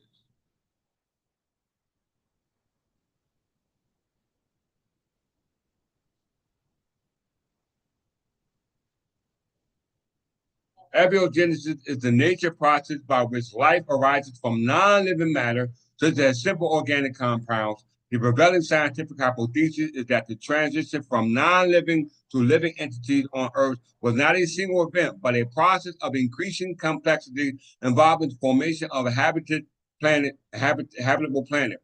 The prebiotic synthesis of organic molecules, molecular self-replication, self-assembly, autocatalysis, and emergence of cell membrane. Okay, very, very, very, very important. If you look at this, the uh the screen right here, the actual picture, stage of the origin of life range from well understood, such as the habitable Earth and the abiotic synthesis of simple molecules, to the largely unknown, like the derivation of the last universal common ancestor. Okay, we know that the last universal common ancestor for us will be human. Well, we understand that out of everything that evolved from evolution, human was the last thing created. So that means that everything had a was more of a concern to the creator than your ass. Okay, if you was the last thing being created, and when I say being created, meaning that you were not God, because if God created you in His image, then you would have been the first thing that God created. All right, so we understand that the godlike gene in us is called the VMAT2 gene. And the VMAT2 gene is based upon neurotransmitters that are opening up and allow you to receive the information that I'm giving you based upon who you are prior to you getting here. Okay? All right? Because the Berbers were known as the Ethiopians or Ethiopians, or people with burnt black passage. Okay? Very important for you to understand that. But since we're talking about the word kernel, all right, not just the corn, all right, because we know when the corn, when the seed falls off into the soil, it gives life all over again, my brothers and sisters. Embryogenesis, okay? Giving life to non-living things to become living things. Okay, that was the Creator did for you. You were created in the image of the Creator, so therefore you must understand yourself in your image, because He created you like you, not like them who are considered what they call human beings. Something added unto you. All right. Your job is to find out what that is, and that's understanding the purpose of that kernel, because it was used ceremonial, it was used culturally, agriculturally, it was used for many purposes. Okay, so we understand that this particular grain, all right, has a divine purpose, and why it was used so much. All right, and it goes back into the history of what we call the kernel. All right, the kernel. We understand that embryogenesis is from non-living thing to living thing. For that, you need the eukaryocyte and the prokaryocyte. The eukaryocytes are those that give life to multicellular things, which is where we get our DNA from, called mitochondrial DNA, which is where we come to exist here on the physical planet. But something within us allows us to unfold or evolve or do what we call symbiosis to who we are today. That is the key to going back to where you originated from in your godlike state as an ethereal. Okay? We must understand that. And for us to do that, let's go into what we call peculiar. Let's see.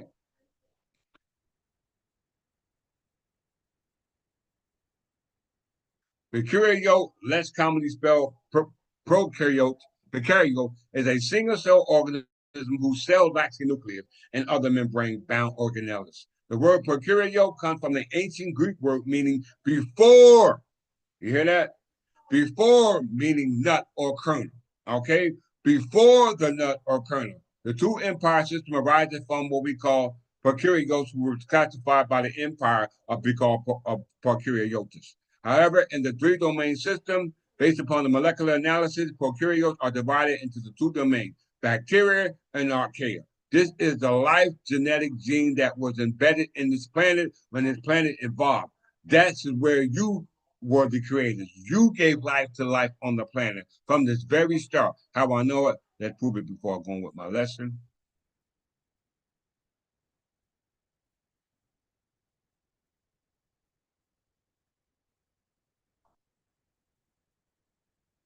You are the gods, my brothers and sisters. Extraterrestrial life.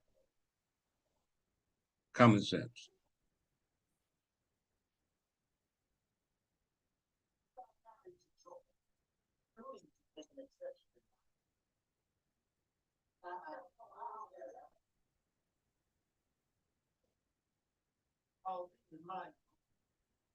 Extraterrestrial life, alien life, or simply alien. Okay, it's a life that did not originate that originated from another world rather than on Earth. No extraterrestrial life has yet been scientifically conclusively detected. Such life might range from simple forms such as prokaryotes to intelligent beings, possibly bringing forth civilizations that might be far more or far less advanced than humans.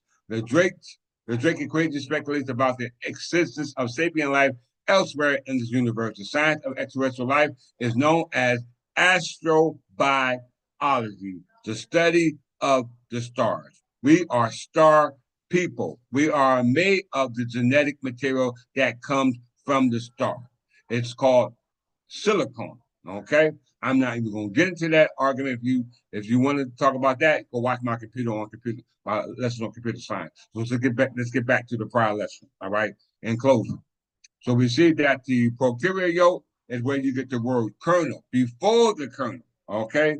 Before the kernel, i.e., abiogenesis, before life existed here in what we call this universe, this three-dimensional world, things subject to what we call time and space, i.e., matter. Okay, the Berbers knew everything. Okay, they're the ones who brought life in existence. They go back to what we call the Stone Age. All right, now it's very important because we're talking about our ancestors who were enslaved in the territory that were inhabited by Berbers, now known as what we call different tribes, such as the Akan, or those now known as those who descended from Ghana. I have one individual that needs to be brought up into consideration. Her name is Belinda Sutton. Okay, Belinda Sutton.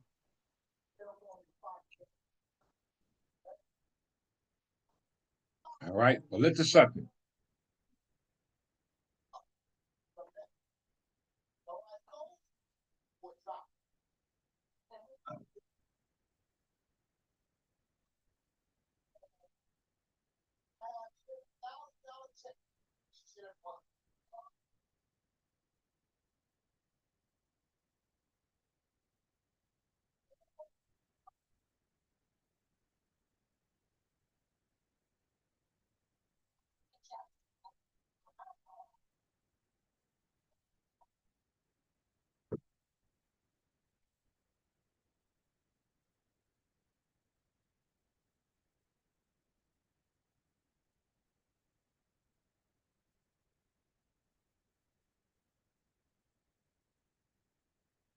Belinda Sutton. We know very little about many people enslaved and brought to the United States. Few systematic records were kept, and when formal systems of slavery slowly fell apart, the wake of the 1862 Emancipation Proclamation and the ratification of the 13th Amendment at the end of the Civil War in 1865, some of those deeply involved and invested in the slave trade destroyed additional records. But one formerly enslaved person we do know something about is Belinda Sutton. You see why they destroyed all the records going back to what we call the Royal African Company? Okay, because she was from Ghana. Okay, she was from the area. She was from an area inhabited what we call Berbers. Okay, that was had a history pertaining there. But look at the features on this sister. Okay, she don't look like an African to me. She look like an English woman. Okay, misnomer by the term African. Okay, she is of English, and English is Berber descent because the language of Ghana is what? English, my brothers and sisters. The official language of Ghana is English, and the people who are associated with the area of Ghana are known by different names, such as the Akan, the Tweed, and every other name that you come up with. So Belinda is believed to have been born in what is now called Ghana, believed to be born in Ghana around 713. She was kidnapped as a child and forcibly brought first to Isaac Worrell's plantation in Antigua and then to the United States to work the Worrell family home in Medford, Massachusetts. On account of being a loyalist, the royal family fled to Nova Scotia and then to England at the beginning of the American Revolution. Belinda and others enslaved by royals went to Boston, where they lived in unofficial freedom. When Massachusetts abolished slavery in 1783, Belinda petitioned the Massachusetts General Court for a pension from the estate of Isaac Wells. Remarkably, the legislature approved an annual pension of £15, 12 shillings, making Belinda perhaps the first formerly enslaved person to receive reparations for enslaved labor. Did you hear that? She subsequently petitioned the legislature twice more. Belinda's petition was used as an abolitionist tool both in the United States and in England. Did you hear that, my brothers and sisters? A dramatized first-person version of her petition also circulated in the 19th century. In recent years, scholars have uncovered evidence that Belinda married, changed her name to Belinda Sutton, had two children and lost her husband. She died in 1799. While researchers continue to search for those details of her later life, her petition remains an invaluable record of one woman's story of enslavement and activism. Did you hear that?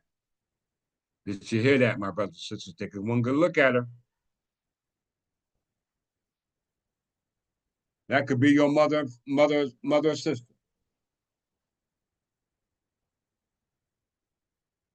Look at the features, brothers and sisters. She ain't got no feathers on. How did it go from feathers, all right, and things of that nature when these people were the builders and the founders of all civilization?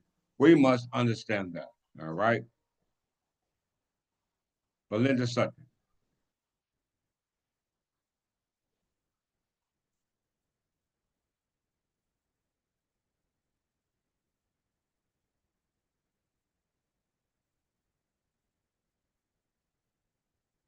All right, a little something on Wikipedia for you. Those you can look them up, but I'm not gonna go too much into that. But let me close out. Let's see.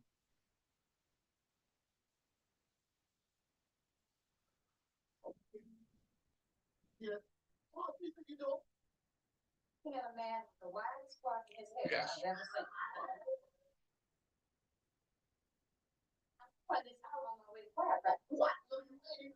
Coffee plantation.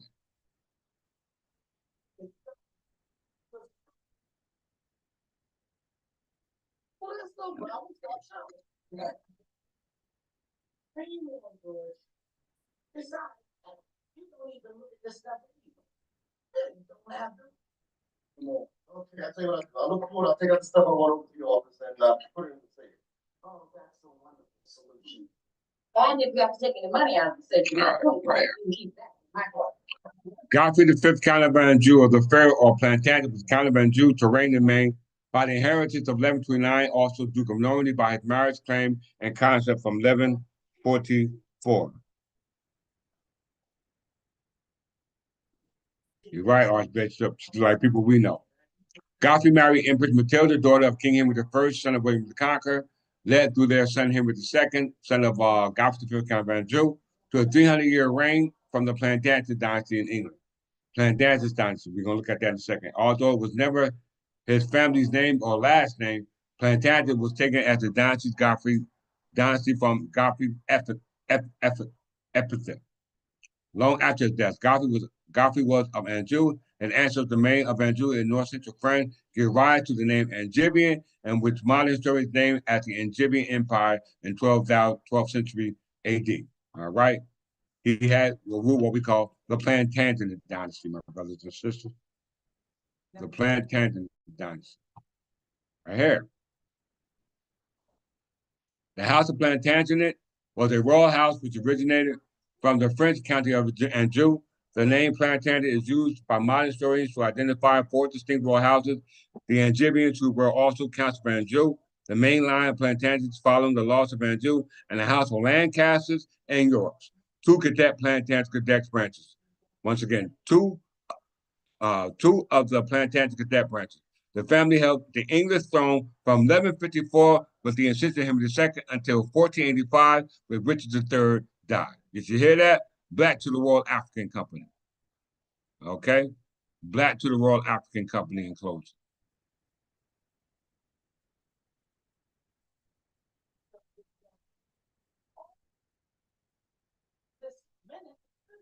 So the Royal African Company that was operating in the 17th century were not the English kings who ruled from the Parliament of England. Okay, very important because you see the same emblem. Okay, you see the same emblem from the what would we at? What did it say? From the Plantagenet crown.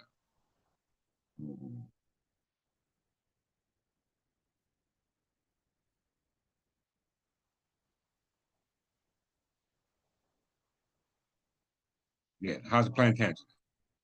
If we go to House of Plantagenet, all right, we see the same symbol, all right, from the Parliament of England, all right, from the Parliament of England. And all these kings from the Parliament of England were the kings who ruled on the English throne, going all the way back to who? Alfred the Great, right here. English throne. Let's look at it. In closing, the throne of England is the throne of the monarchs of England, not Great Britain. Throne of England also refers metonymically to the office of monarch, i.e., the corporation soul, and monarchy itself. The term throne of Great Britain has been used in reference to the sovereign throne of the House of Lords, from which the monarch gives his or her speech in the state opening of Parliament. History. The English throne is one of the oldest continuing hereditary monarchs in the world. The world, y'all, in much the same sense as the crown. The throne of England becomes an abstract metonymic concept that represents the legal authority for the existence of the government. It involved naturally as a separation of the literal throne and property of the nation state from the person and personal property of the monarch. Once again, this is called a corporation soul, my brothers and sisters. A corporation soul. So when we go back to the Royal African Company,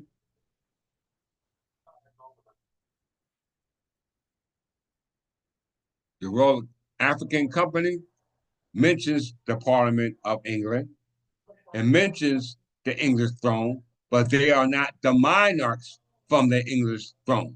You hear that? But they are not the monarchs from the English throne. The only monarch from the English throne that's being represented to you in this day and time is I, King Clifford Jefferson, the son of Godfrey, the fifth Count of Anjou, the son of Folk, the ruler of Jerusalem, who establishes the English throne when it was accomplished by the Plantagenet king, Godfrey the fifth Count of Anjou, where my surname descends down from. Okay? Very, very, very, very important for you to understand that. right? So in closing, we see that the Almacs, all right, based upon the video we've seen, all right, based upon the video we've seen, all right, is have our kindred to what we call the ancient Kushites or the ancient Nubians, which we know are ancient Berbers, based upon them being descended from the Mesopotamian tribe. Okay, so we must understand the story, keep it within this context, and don't be upset about the truth. All right, don't be upset about the truth. All right. So once again, I'm going to play this video again for you all to see, based upon the relationship that the Olmecs had with the ancient Berbers of North Africa, okay, and show you that the same custom traditions that they had over there, we had over here, and they are actually sprouted basically around the same time, okay? To give honor to what's her name, to Belinda Sutton. We give honor to you for being an example for all of us to follow, okay? All right, being descendants from the ancient Ghana people or the Akan people, were actually the ancient Berbers, same people, or the ancient Wasa. Okay, very, very, very important. They were all English people because the official language of the area called Ghana is English. Okay, we cannot overlook that fact. Okay, so let's play the video one more time.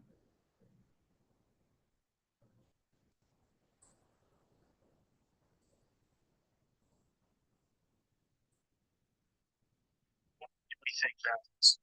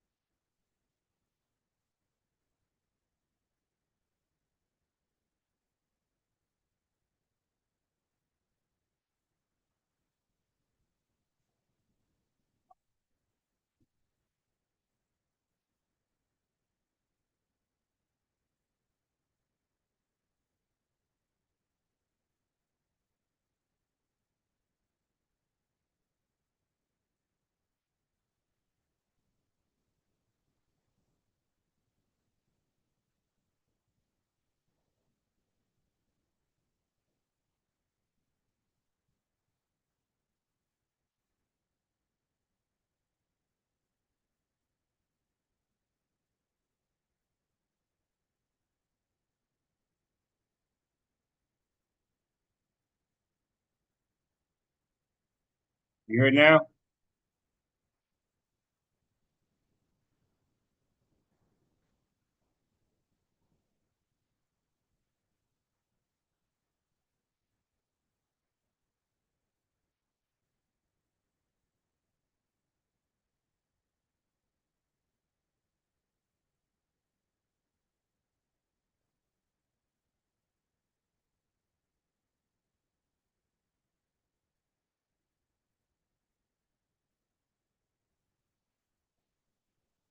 Part across the Atlantic.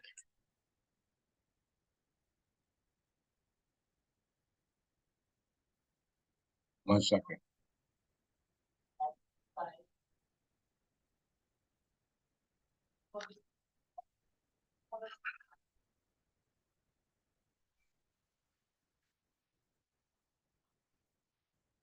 Let me know when you can hear it, Archbishop.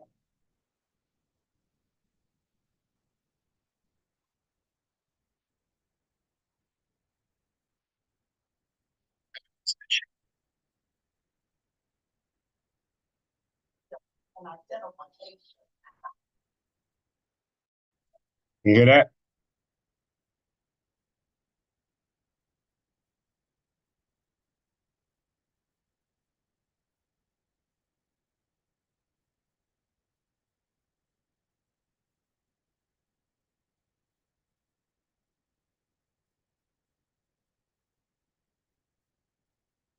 You hear that now, Archbishop?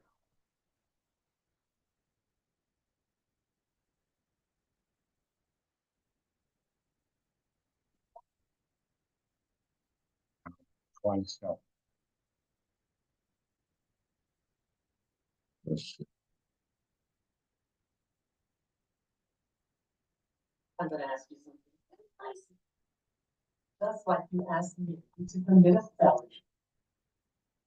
Does he like that? I can't see him, I don't tell him, I gotta. I didn't. Position. Oh, thank you, Howard. So I'm sure you'll understand.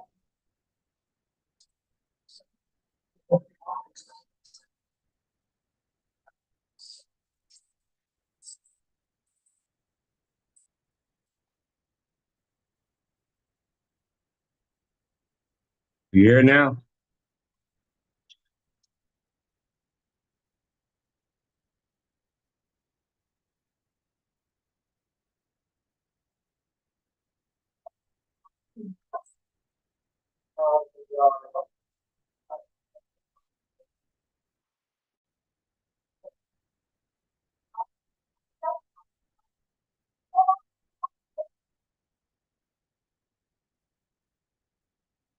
I don't know why it won't allow me. I don't know why it won't allow me to play now, my brother. I hope it did play the first time I showed it. Let's see.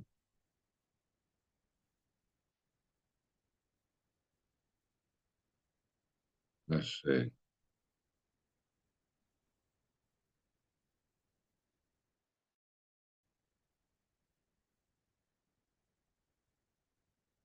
Implication of these things.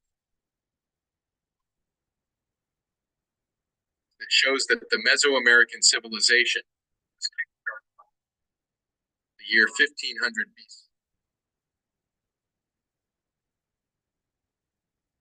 What about now?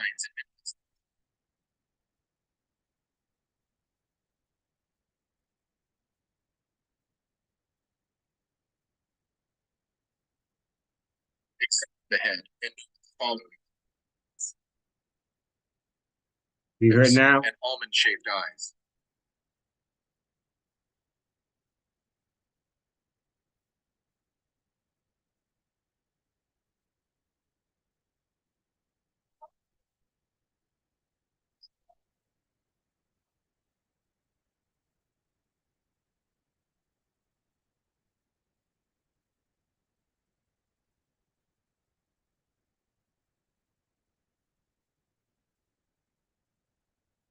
All right, let's try it again.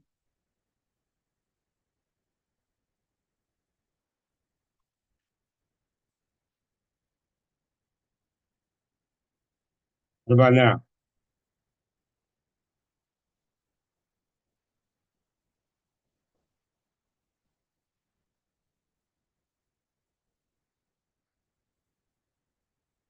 High culture. Writing to mathematics, stone building and religion. That culture shows some very interesting qualities.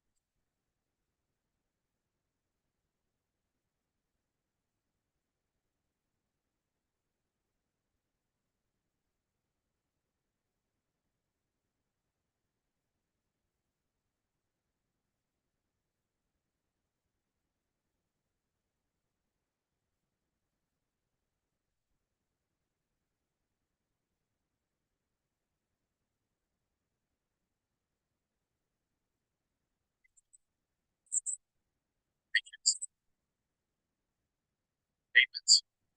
And yet, Not working, my brother. Working before. I hit share screen.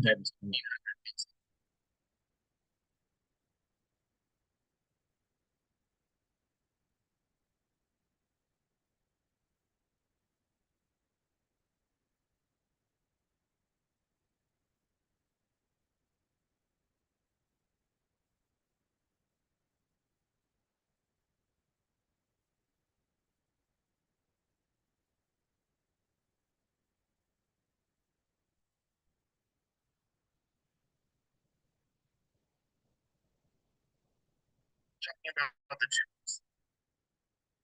What about now? Excuse me.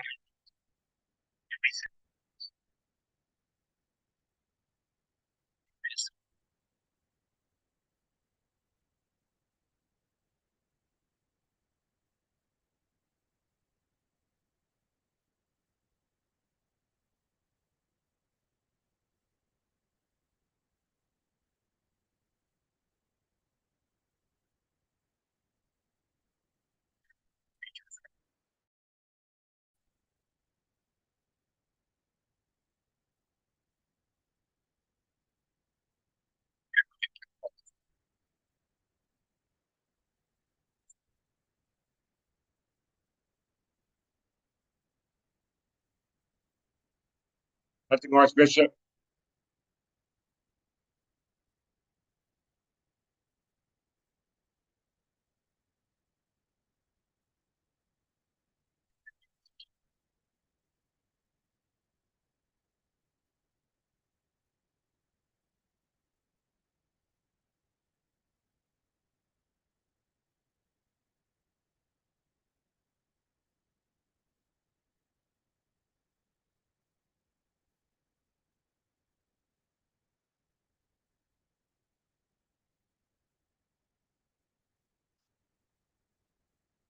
Sales.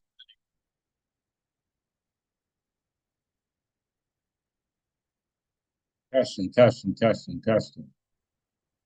Testing, testing, testing.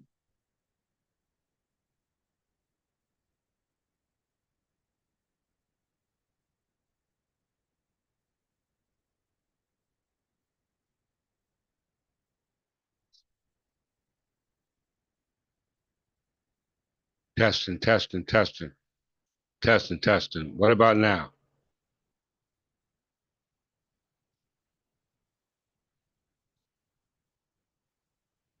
Shaped eyes. The winds of yesterday sink into our sails, the name of the ancient ones. What about now? The Atlantic Ocean was always thought of as an uncrossable barrier, a 7,500 miles crossing that historians say was only made by the Vikings, all the while disregarding the receipts of numerous waves of African They're property probably blocking me because you know how they be when you're showing somebody else material. All right, because it should have been playing.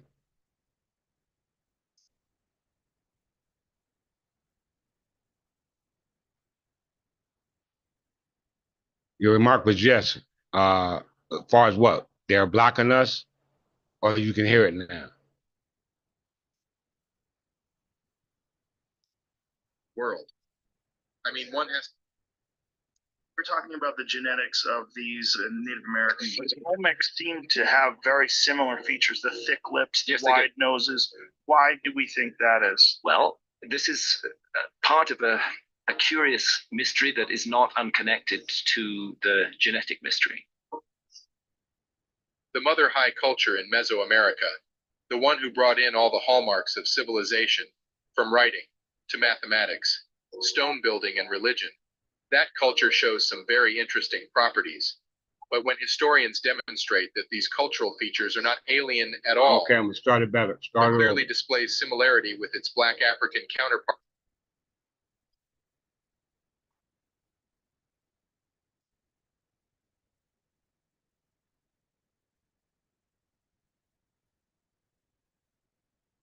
We're talking about the genetics of these Native American, but the Olmecs seem to have very similar features, the thick lips, the Yes, they wide noses. Why do we think that is? Well, this is part of a curious mystery that is not unconnected to the genetic mystery. The mother high culture in Mesoamerica, the one who brought in all the hallmarks of civilization, from writing to mathematics, stone building, and religion. That culture shows some very interesting properties. But when historians demonstrate that these cultural features are not alien at all, but clearly displays similarity with its Black African counterpart across the Atlantic, these historians are immediately cast aside because of the implication of these statements. And yet, there is a large body of evidence that shows that the Mesoamerican civilization was kickstarted by Africans around the year 1500 BC. So much so that despite centuries of denial and cover-up, we can still see the signs in many aspects of the Olmec culture and the cultures that followed it. In 1862, when the first Olmec head was discovered in Tres Zapotes, Jose Melgari Serrano examined the head and noted the following: that the statue had a large flat nose, full lips, and almond-shaped eyes. The winds of yesterday sing into our sails the name of the ancient ones. The Atlantic Ocean was always thought of as an uncrossable barrier, a 7,500 miles crossing that historians say was only made by the Vikings, all the while disregarding the receipts of numerous waves of African crossing and influence into the New World. I mean, one has to be blind to the fact that the Mesoamerican civilization miracle can only be explained once it is put into the context of an African seeding.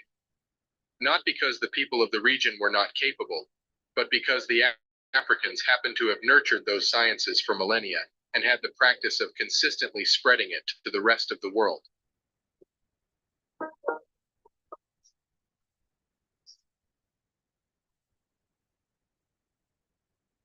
They call it a mystery.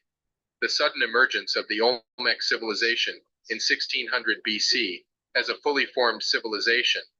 If that was the case, then we would not be able to link its civilizing elements to existing and older civilizations. The Olmec writing system is often referred to as the Cascajal script, because its most notable evidence is found on the Cascajal block, a stone tablet discovered in the Olmec heart in Veracruz, Mexico. This writing is considered one of the earliest known writing systems in the Americas, dating back to around 900 BCE. It predates all Mesoamerican scripts, such as the Maya glyphs, and is believed to be the root of these later writing systems. The Cascajal script contains 62 unique symbols, arranged in a non-linear fashion. The symbols include abstract shapes, plants, and what appear to be animal forms, which may reflect Olmec religious or cultural themes. Does that remind you of something? Another writing system that is non-directional, which can be written from left to right, from right to left, or from top down. And if you said hieroglyphics, you would be right. The similarities between Mayan and Egyptian hieroglyphs just cannot be attributed to chance. Both use phonograms followed by ideograms to relate meaning. These are pretty much the only languages in history to do so. The odds of that happening independently, randomly, and within the same time period is astronomically impossible. Just for context, other independently developed writing systems in the world look nothing like hieroglyphics. And I am not talking about Chinese kanji, Arabic script, Greek alphabet, or Phoenician alphabet, because these have all been shown to come from Medu Necher, the African hieroglyphics, from Egypt. But other systems like the Proto-Saharan script, the Blombos cave markings, or Ncibiti, their properties are very different from hieroglyphics. But it also extends to their numbers. Olmecs happen to have a base 10 number system, just like the Africans in ancient Egypt. They could have chosen a base 20, like the Yoruba in Nigeria, or the Bassa in Cameroon. Or they could have chosen a base 60 like the Sumerians. Or they could have chosen a base 12. Or another unique way of counting. But they happen to have the same counting methods as the Africans from Kemet. And subsequent Mesoamerican civilizations had a base 20 number system, which is just an extension or a doubling of the Olmec and Kemetic base 10, even down to the mortuary masks for their dead kings that they also buried in pyramids, in ornately decorated pyramids. Golden masks for dead Mesoamerican kings. Golden masks for the pharaohs. Mummification for the Aztec and the Maya. Mummification in Egypt. Stone sarcophagus for the Mesoamerican kings. Stone sarcophagus for Nubio-Kemetic kings. Pyramids in Mesoamerica. Pyramids in Egypt. And these pyramids share a lot in terms of their dimensions, their orientation, their style, their building technique. To say that this is a coincidence is to be wholly dishonest, especially in the face of all the other evidence. All of this shows why it is not a miracle that the Olmec civilization just sprang out of nowhere.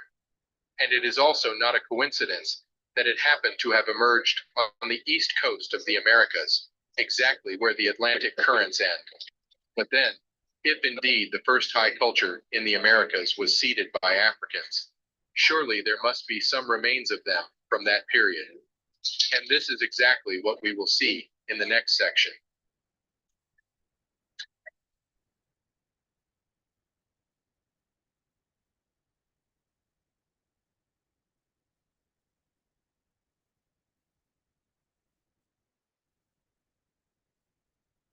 Dr. Andrei Wiercinski studied the remains of Olmec-era Mesoamerica. He was surprised to discover that 13.5% of the skeletons from Tlatilco and 4.5% of the skeletons from Cerro de las Mesas were Africoid. He supports this claim with skeletal evidence from several Olmec sites, where he found skeletons that were analogous to the West African type black. This means that 3,000 years later, we are still able to find skeletal remains that point to a clear and substantial African presence in Olmec country from that era. And this evidence makes sense, because if the Africans came in such numbers, the same Africans that we find in ancient Egypt, as genetic has shown, these Kemetu would have encountered an already existing stock of people living in Mesoamerica. They would have been concentrated in one area, the port of arrival in the Americas, and over the centuries, they would have merged with the existing population. This figure was quite distinct, and they found in the dry areas of Olmec world skeletons that could be linked with continental African types, Africoid types. Professor Wierzinski, a Polish skull expert, showed that these were African type skeletons. I mean, look at the heads of the Olmec's kings and compare them to the one in the middle, the head of Taharka, the Egyptian king. How is it even possible to say that these heads are not African, and their features would be seen in the population of the area today? And this is exactly what genetics is showing us. That the settlement story of the Americas is much more complicated than we've realized. So the Mesoamericans who have typical African features today don't have them because of similarities with Africans. They have them because the Africans brought these genetic characteristics to the population of the area. But are there any clear signs that Black Africans had contact with and influenced Mesoamerican culture in ancient times?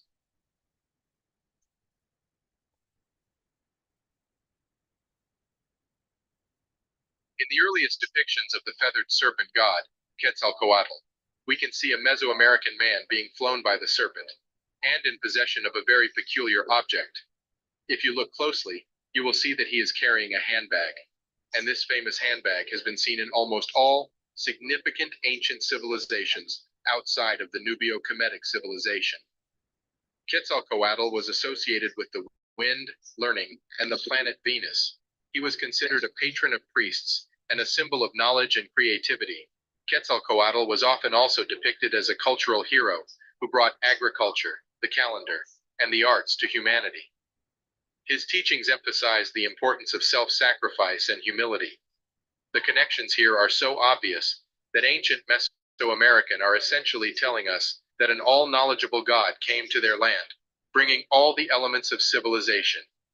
And this matches perfectly the historical records that we see, and all the evidence that we see, that in 1500 BC, a people came to the land with their technology of agriculture, writing, mathematics, life-saving medicine, building techniques, engineering, and so much more. For all intent and purposes, these people were gods to the Mesoamericans, and they recorded them as such. And like any gods, centuries later, they morphed into a legend.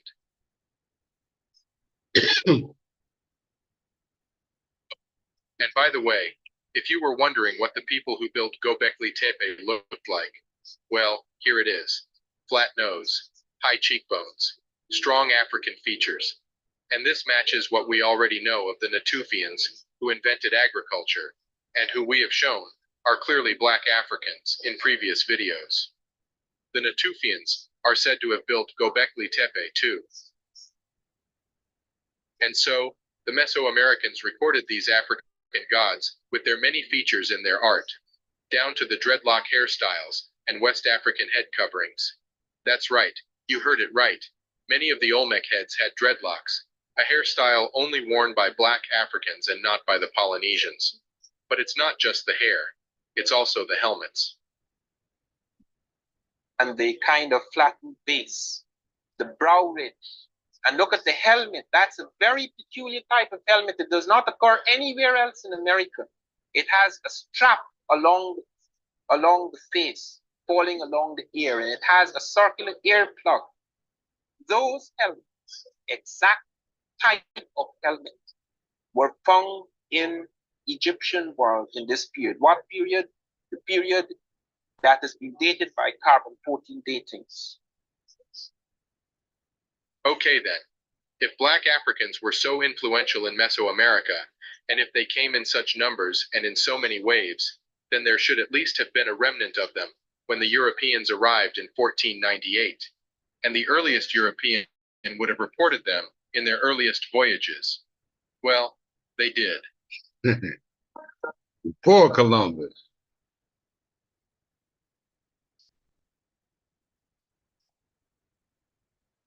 In his journal, Christopher Columbus noted that the indigenous people of Hispaniola reported visits from black-skinned people who arrived from the south and southeast, bearing spears made of a metal called guanin, an alloy of gold, silver, and copper. And as you know, not only is guanin the same name used by multiple West African nations for gold, but when these spears were tested, they had the exact same composition as the spears made in Africa. I wonder how historians explain this one. Oh, right, they don't. Because even though it is in the Journal of Columbus himself, this is never explained or mentioned, because it would mean that we would all have to admit that black Africans were navigating to the New World well before Columbus. But their presence is also seen in Balboa's encounter. In 1513, Spanish explorer Vasco Núñez de Balboa reported encountering African men in Panama. These individuals were said to be captives of a local chief, leading to further speculation about African presence in the Americas prior to European arrival. And where there are captives, there is a war. Where there is a war, there is a nation.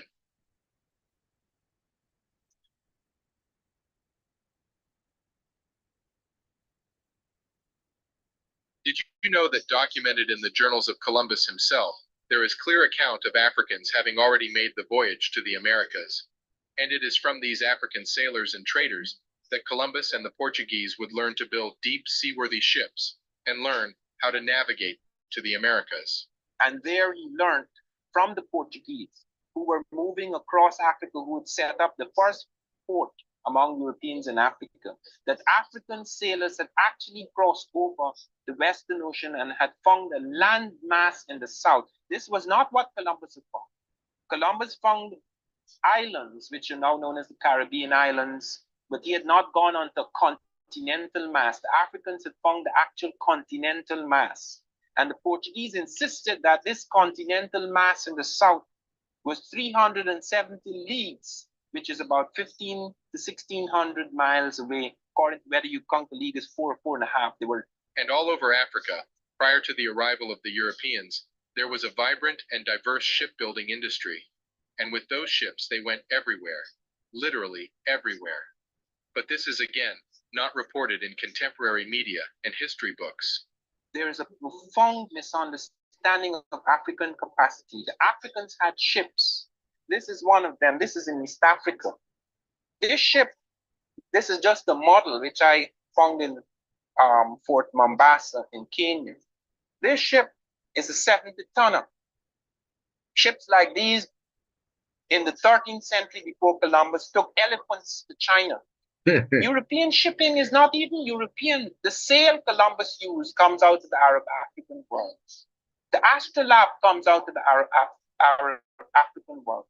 They found in the desert before Columbus, in the period before Columbus, the Africans were using compasses and nautical instruments to navigate the desert.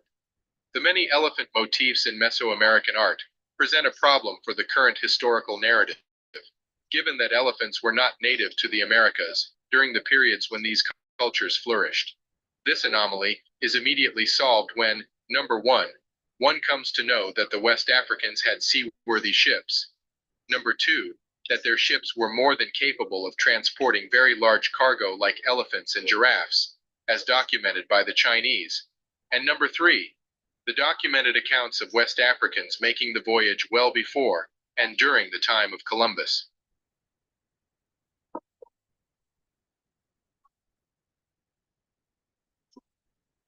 From this seeding, civilization started to spread throughout the Americas at a frantic rate. LiDAR imagery has shown that all over Central and South America, complex civilizations propping up all over. Megastructures indicative of very large population centers, very well organized, are being found. All of them, now lost to the jungle after disease from the European invaders, wiped out a whole continent, causing collapse after collapse. Really, a great loss to humanity, a humanity that has not recovered from being an intentional destruction of historical artifacts, pointing to a truth that would be too inconvenient for the powers that be. And so, the cover-up continues where evidence is now painted as similarities and coincidences. Where famous pyramids suddenly appear in Mesoamerica, in the same time frame when the Africans from the Nubio-Kemetic civilization complex are shown to be present. Is that the same place and the same time these heads and skeletons and clay portraits appear with Africoid type hair and features and helmets, you have things suddenly occurring in the American world that do not occur before. The first pyramid is built in that period. It appears on the very same religious platform where the Africoid heads are from. For the first time, the Americans are making these huge statues when before they were making small things largely out of clay. For the first time, they're working in monumental stone. Also, the first time in their history, the Americans are suddenly moving massive blocks of stones downriver and working them to an uncanny precision. No one in history had mastered this, except the African, in the Nubio-Kemetic civilization. And yet it appears overnight, in Mesoamerica, at the same time that Black African skeletal remains, and Black African pottery, and Black African writing methodology happen to all emerge simultaneously in Olmec country.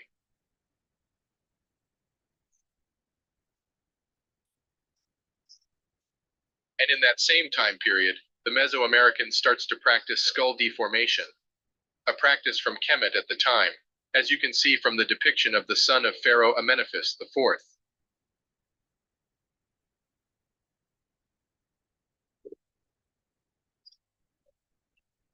In that same time period, the Mesoamericans start to incorporate the corbelled vault arches in their architecture. On the right, you can see the picture of a corbelled vault arch from the Red Pyramid near Giza.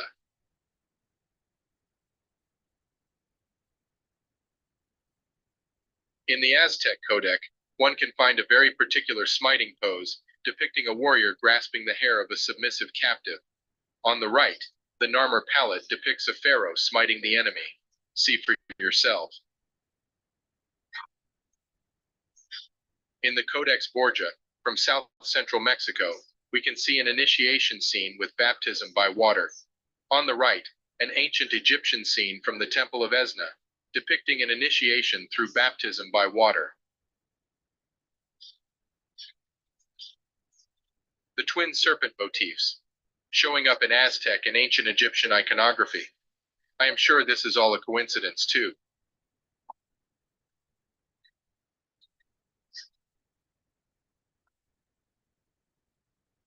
The Mayan half-jaguar and the Egyptian sphinx, both of them sporting the same paws.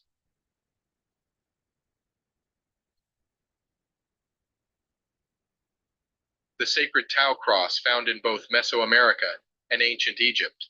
To attribute all these cultural similarities to chance is to be wholly dishonest of the truth, especially in the face of genetic, skeletal, archaeological, religious, writing, and mathematic evidence.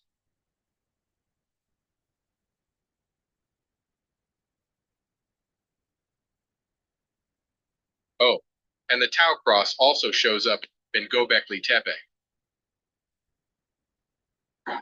And the similarities go on and on and on, all of them pointing to the same origin. The Black Africans from the Nubio-Kemetic civilization as the initial wave of civilization influence in Mesoamerica, and the multiple subsequent waves from the same stock, but this time from West Africa.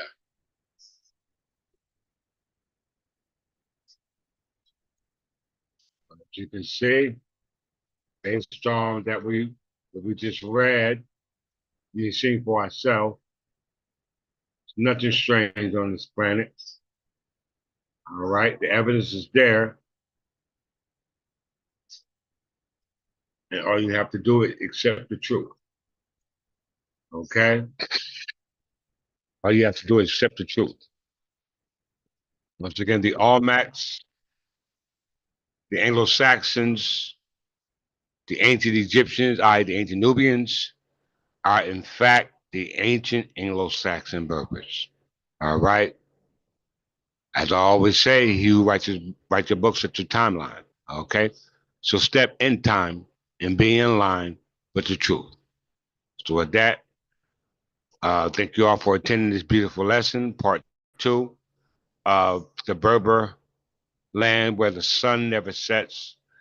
And I'll see you on my next lesson. I have yet to prepare it yet, but I'm pretty sure we'll be good. So with that, I'm gonna greet you as I meet you, and as always, in peace and love.